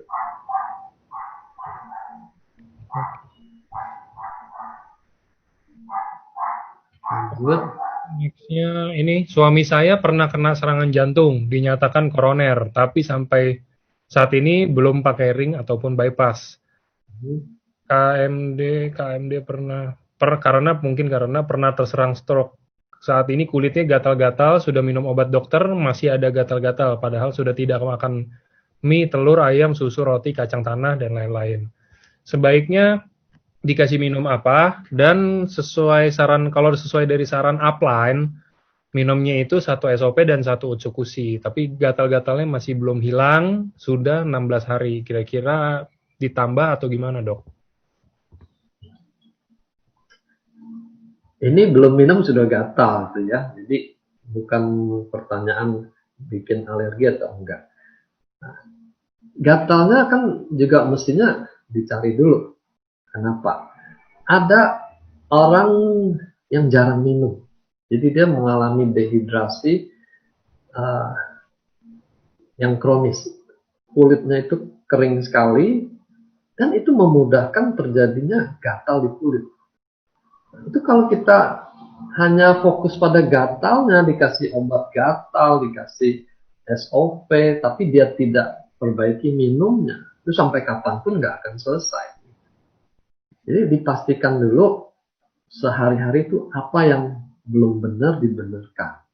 Nah, SOP akan membantu mengatasi alergi itu. Ya, semua perlu waktu. Dibanding obat antihistamin mengatasi alergi, tentu lebih cepat pakai obat.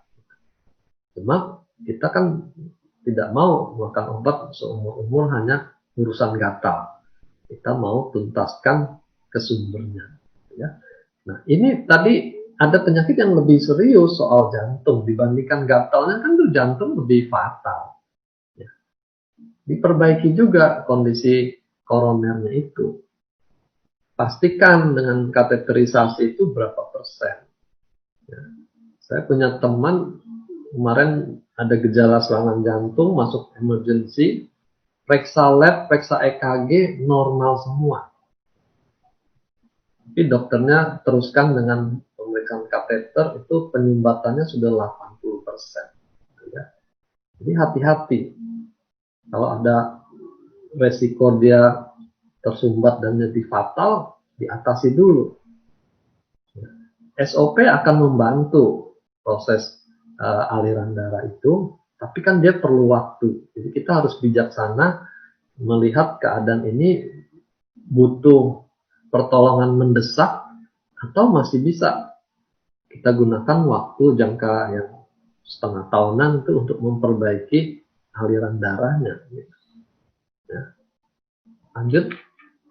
Oke, lanjutnya kalau untuk membantu mencegah COVID-19, berarti sebaiknya konsumsi yang mana, Dok, untuk sehari-harinya? Kalau mencegah, berarti kan kita butuh sistem imun. Nah, Utsukushi yang punya tugas utama meningkatkan imunitas kita. Gitu. Nah, kalau sudah ada kerusakan organ, dia batuk, dia mulai sesak, maka SOP yang punya peranan memperbaiki kerusakan itu. Itu cara kita berpikir kapan masuk SOP, kapan masuk Utsukushi. Ya. Kalau dananya memang berlebih, mau sekaligus masuk dua-duanya dari awal, ya nggak masalah. Karena toh ada sel-sel lain yang dia bisa perbaiki.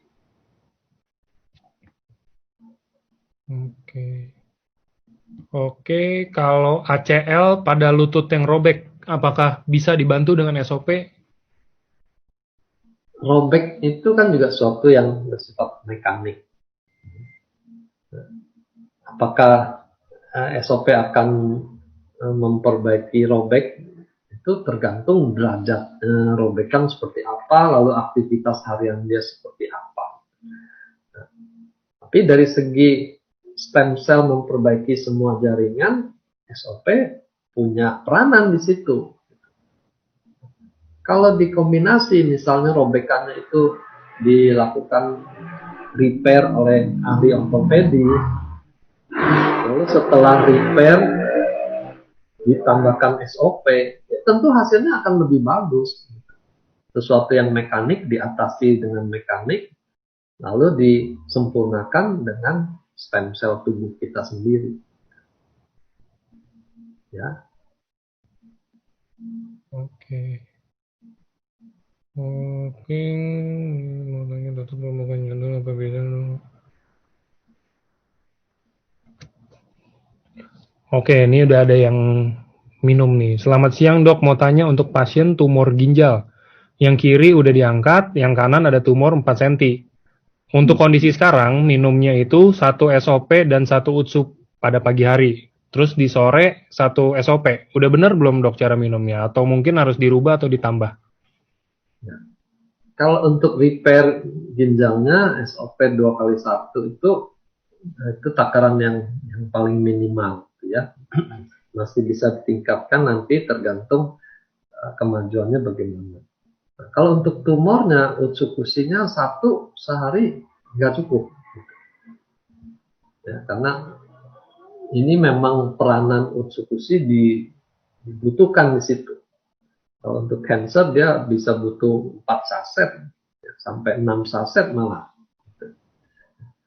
Cuma Utsukushi itu bersifat panas. Kadang-kadang ada orang yang dengan 2-3 saset aja sudah muncul sariawan, susah berak, bahkan sampai BAB-nya berdarah-darah. Itu dia nggak bisa dengan takaran setinggi itu. Jadi kembali lagi ke orang yang bersangkutan. Ya. Kita maunya butuh 4, tapi badannya bisa menyesuaikan diri nggak dengan 4 saset itu. Di situ perlunya naik secara bertahap. Oke. Oke.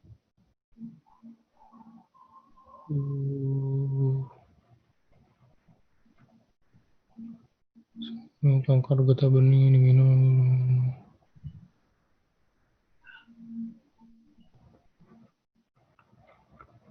Ada yang nanya, masalah pencernaan itu termasuk sakit mah ringan. Tadi disebutkan memakai Utsukushi. Kalau untuk anak-anak, kira-kira konsumsi berapa? Mungkin ini dia mau nanya, ada anak-anak yang terkena penyakit mah. Terus kira-kira kalau konsumsi Utsukushi berapa banyak? Apakah ada beda mungkin anak-anak sama orang dewasa? Saya bisa pastikan saya nggak ada bilang kalau sakit mah minum Utsukushi. Ya. Jadi sakit mah pun itu kan ada sel yang rusak. Memperbaiki sel rusak itu SOP yang punya peranan. Utsukushi itu lebih banyak bekerjanya di usus nanti. Detox usus, kita nggak sebut ke detox mah, detox usus. Jadi tidak ada tempat yang spesial untuk memberikan Utsukushi pada penyakit mah. Nah, lalu biasanya masalahnya sakit mah itu sensitif terhadap makanan yang bersifat asam. Kembali lagi, apakah SOP-nya ini termasuk asam yang dia tidak bisa tahan?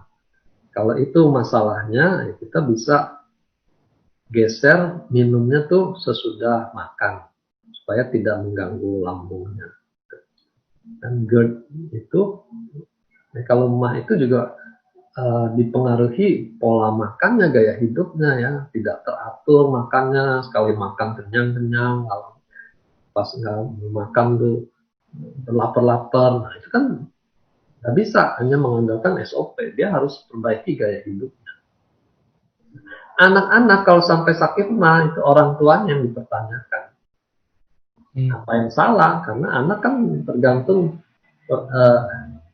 disiplin orang tua.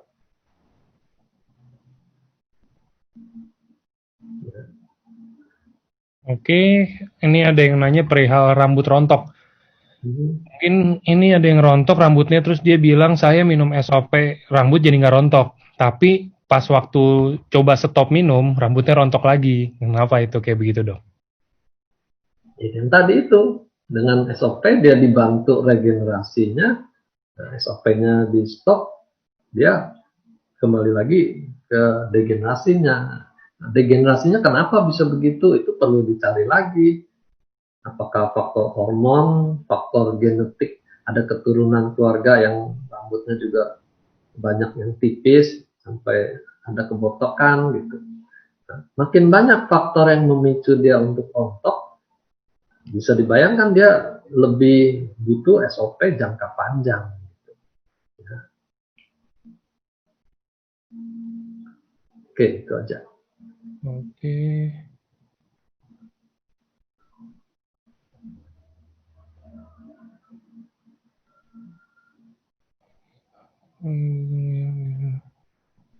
Apa tidak? Oh, nih kalau selamat sore, Dok. Mau tanya kalau untuk yang kena katarak bisa atau tidak dicegah atau bahkan diperbaiki? Selain konsumsi SOP, mungkin konsumsi yang mana lagi? Kombinasi mungkin ya, Dok?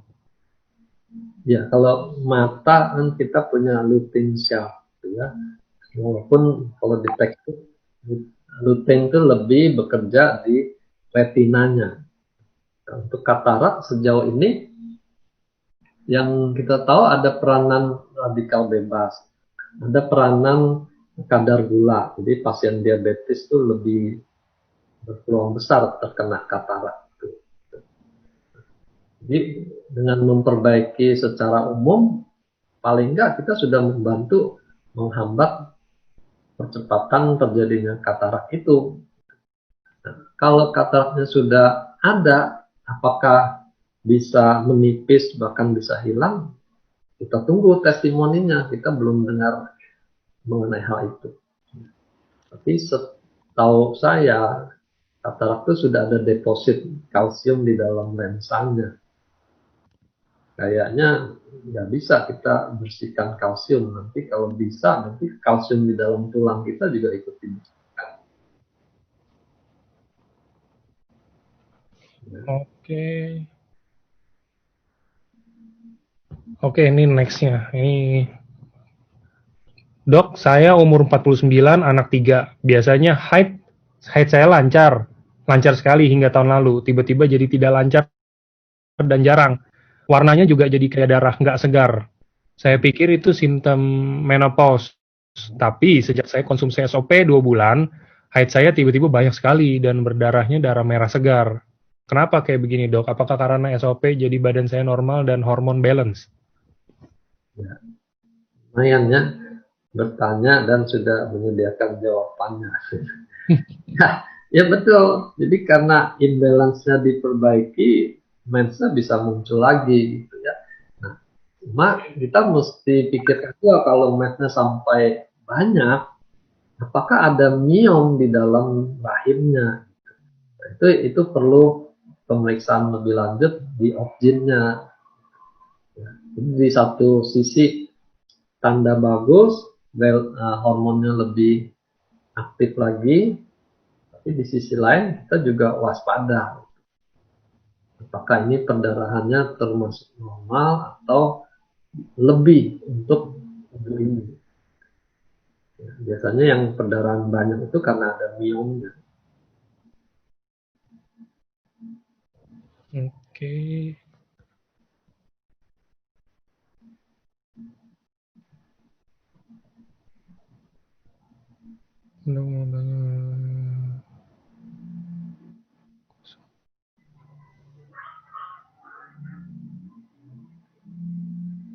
Awalnya, oh ini, awalnya anak saya biduran kalau terjadi perubahan cuaca, misalkan dari cuaca panas ke dingin. Pernah juga saya bawa ke dokter kulit, katanya dijaga kebersihannya aja dan diingat-ingat habis makan apa yang menyebabkan biduran. Sekarang hampir tiap hari bidurannya keluar. Sebaiknya konsumsi kombinasi atau SOP doang, Dok. Dan gimana konsumsinya? Mungkin ada waktunya atau apa nggak, Dok? SOP dulu, karena memang untuk alergi autoimun itu SOP yang menunjukkan hasilnya. Ya. Entah karena debu atau karena makanan, pada prinsipnya dia membantu menetralisir reaksi alergi itu. Nah, kalau memang ususnya tuh bermasalah, yang ditandai buang air besarnya nggak lancar, misalnya keras, itu baru kita bayangkan ini perlu utsukusi untuk membantu bersih-bersih di ususnya. Ya. Tapi saran saya sebelum kita pakai utsukusi, pastikan dulu bahan alamiahnya dia cukup, sayur buahnya dia makan nggak. Anak sekarang tuh bukan hanya nggak suka sayur gitu, bahkan buah juga dia nggak suka. Itu problem besar. Kita tidak bisa menggantikan kedua bahan penting itu dengan memasukkan utsukusi. Kita salah edukasi nanti. Dia makan yang bahan alami yang cukup. Kalau itu kurang, baru pikirkan soal suplemen tambahan. Oke. Oke, ini ada yang tanya lagi. Dok, pasien yang selama ini tensinya normal. Sejak Februari naik 130 sampai 140. Lah, kemudian udah coba minum SOP selama 10 hari. Udah turun nih tensinya. Tapi ini masih di kondisi masih konsumsi SOP di hari ke-28 naik lagi. Kira-kira kenapa ya, Dok? Banyak ya, tanya kenapa ya? Saya udah jawab itu, saya nggak bisa jawab semua karena saya bukan orang pintar. Jadi tensi itu memang berfluktuasi. Saya suka guyonan prof saya. Ya. Dia bilang, jangan khawatir lah tensi naik turun itu. Kamu boleh khawatir kalau tensinya turun terus atau tensinya naik terus. Nah, silakan khawatir. Benar juga sih. Kalau fluktuasi itu hal yang biasa di dalam tensi. Ya marah pun tensi langsung naik. Dan orang marah kan nggak selalu kelihatan. Dia menyimpan kemarahan, tensinya naik juga. Jadi ada banyak faktor. Jangan terlalu pusing dengan tensi harian. Kalau trennya naik terus, baru dipikirkan ini intervensi apa lagi. Ya, SOP sudah atau perlu mulai makan obat darah tinggi, itu baru pikirkan. Tapi kalau hanya sesekali, nggak apa-apa. Oke. Detail sekali ya, sampai hari ke-28 bisa disebutkan. Nih dok, ibu saya umur 63 tahun punya mistenia grafis yang menyerang otot pita suara sejak 2011. Saat ini udah konsumsi SOP 2x1 dan Utsukushi 1x1. Apakah cukup? Terima kasih. Sudah berapa lama? Jadi cukup atau enggak kan dilihat responnya. Kalau untuk takaran umum SOP 2x1 itu takaran yang minimal. Ya. Pada kondisi miastenia itu termasuk autoimun. Dia menyerang otot lurik. Jadi di sini kita masih akan tingkatkan 3x1, 4x1, atau kalau ibunya berat badannya lebih besar, kita bikin 2x2, ya, sampai 3x2 kalau diperlukan. Ya. Utsukushi tidak perlu tinggi, karena ingat tadi Utsukushi akan mengaktifkan sistem imun. Kalau dia autoimun nanti kan takutnya malah salah sasaran. Utsukushi hanya untuk bantu detox aja kalau ususnya nggak bersih, kalau BAB-nya nggak lancar. 1x1 sudah mencukupi mesti. Itu aja.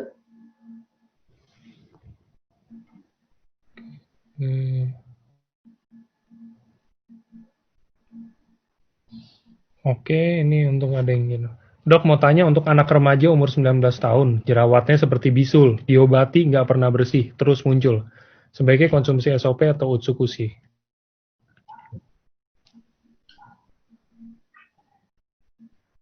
Kalau untuk kulit infeksi, itu Utsukushi ada kandungan yang lebih istimewa, mengatasi radang, mengatasi jerawat.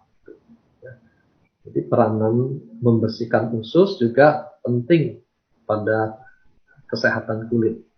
Di sini Utsukushi lebih punya tempat. Ya.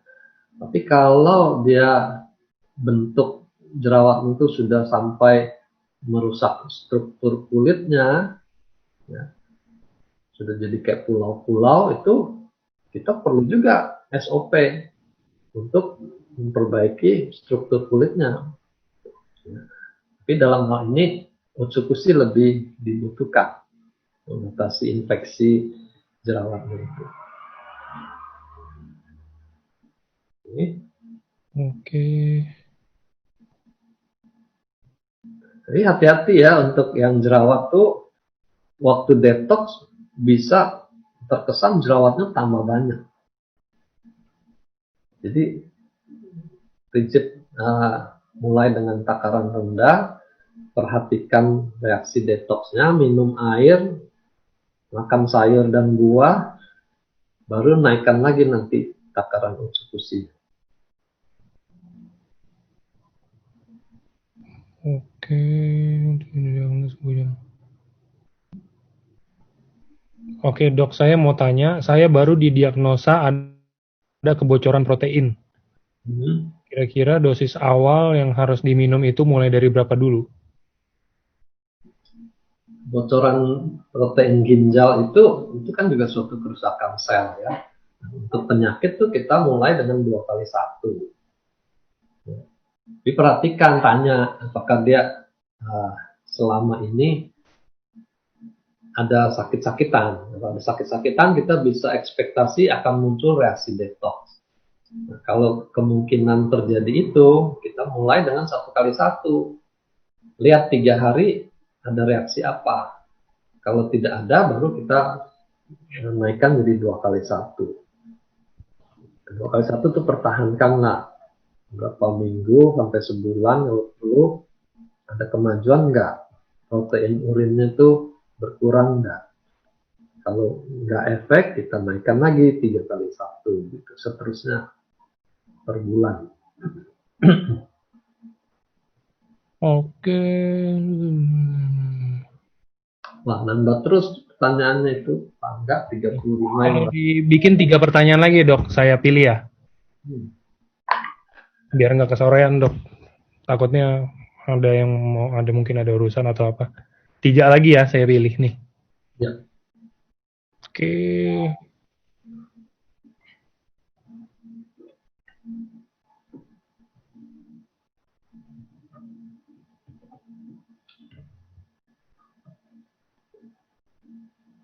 Dok yang elektrolit.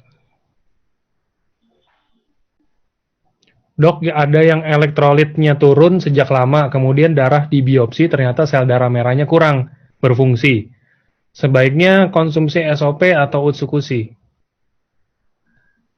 So, kita balik lagi ke slide pertama.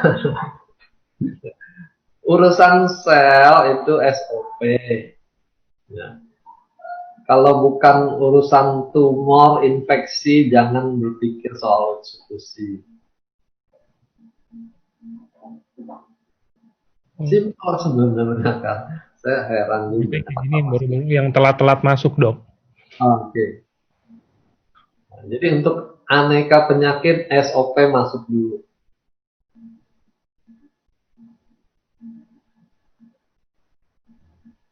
Kalau tumor, kanker, infeksi, baru pikirkan SOP.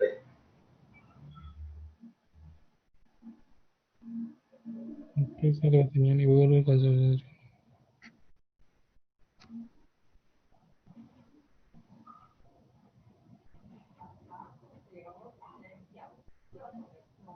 Bagaimana usul? Banyak yang tanya mata. Kalau mata itu mungkin lebih ke arah lutein ya, Dok ya?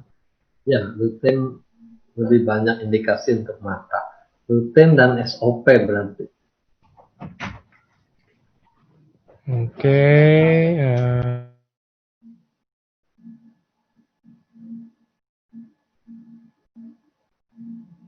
Ini ada tanya obesitas dengan Utsukushi.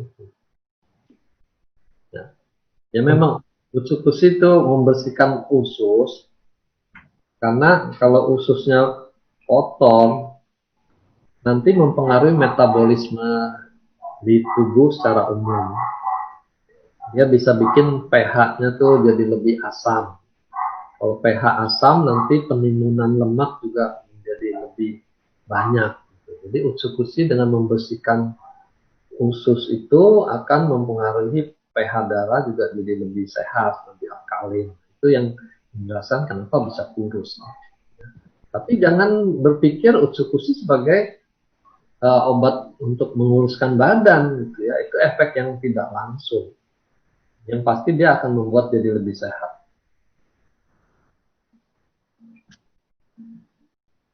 Oke. Kalau orang pasca operasi tumor jinak, apakah sebaiknya konsumsi SOP atau Utsukushi, Dok? Tumor-tumor itu semua Utsukushi. Cuma kita juga berpikir dia munculnya dari mana. Kadang-kadang kan metabolismenya yang jelek karena sistem organnya sudah mulai error. Nah, tadi perlunya ditanya selama ini ada sakit apa aja. Kalau ternyata banyak gangguan penyakitnya, SOP masuk juga gitu. Jadi itu dua produk kita tuh memang sinergi sih. Yang satu memperbaiki sistem, yang satu untuk meningkatkan daya tahan melawan infeksi ataupun tumor kanker itu. Problemnya kalau semua orang dikasih dua macam, kan belum tentu biayanya terjangkau. Daripada dia hanya coba-coba 1 bulan, kan tidak baik juga hasilnya. Ini Oke.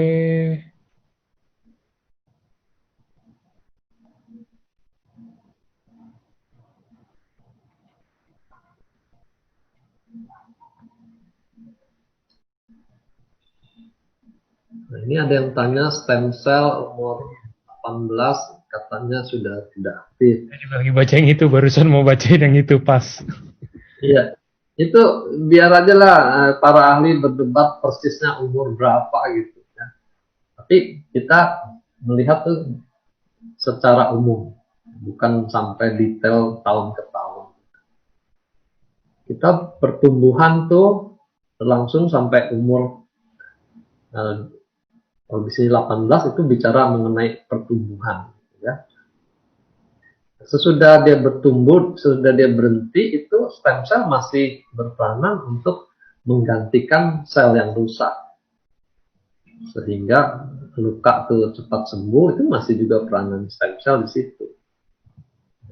Jadi bukan berarti 18 itu sudah nggak aktif gitu. Aktif, cuma peranannya sudah berbeda. Nah, kalau umur 30 dia mulai flat gitu, tidak, pertambahannya tidak ada lagi. Dan biasanya umur 40 itu lebih signifikan, orang tuh mulai menurun. Sampai ada pepatah, life begins at 40, so the disease. Jadi penyakit juga mulai bermunculan umur 40. Ya. Nah, itu teori klasik begitu. Jadi kalau kita lihat sekarang, umur 30 ke atas orang kena jantung, kena stroke kan, tentu kita berpikir lagi gitu. Ya. Stem cell bisa saja masih berjaga-jaga, tapi kalau gaya hidupnya nggak keruan, ya stem cellnya kalah juga. Nah, di situ kita butuh tambahan produk dari luar untuk mengaktifkan stem cell kita lebih banyak lagi. Ya. Tapi sekaligus menyadarkan kita, nggak bisa kita hanya mengandalkan minum SOP lalu tunggu diam-diam stem cellnya biar bekerja. Gaya hidupnya juga dibetulin. Nah, percuma makan stem cell berbox-box tapi rokoknya jalan terus misalnya kan. Satu meracuni, satu menyembuhkan. Suruh berantem di dalam. Oke? Oke, kayaknya cukup sih dok, itu aja. Ini pertanyaannya soalnya semua sama yang tadi ada di slide sih sebenarnya. Kenapa? Saya mesti upgrade dulu jadi orang pinter. Oke, sorry nih teman-teman. Maksudnya emang nggak semuanya bisa dijawab juga kan. Mungkin karena emang keterbatasan waktu juga. Nah, tapi kalau untuk nanti mungkin yang baru-baru datang atau yang tadi nggak sempat lihat bagian depannya atau gimana, nanti untuk tayangan ulang acara ini ada di Facebook Live Science. Live Spasi Science di Facebooknya, bisa ditonton di situ. Oke, kalau gitu terima kasih Dokter Wijaya buat waktunya hari ini. Salam semuanya, sehat selalu. Ya, thank you. Thank you semua yang udah sempetin hadir. Oke, selamat sore semua.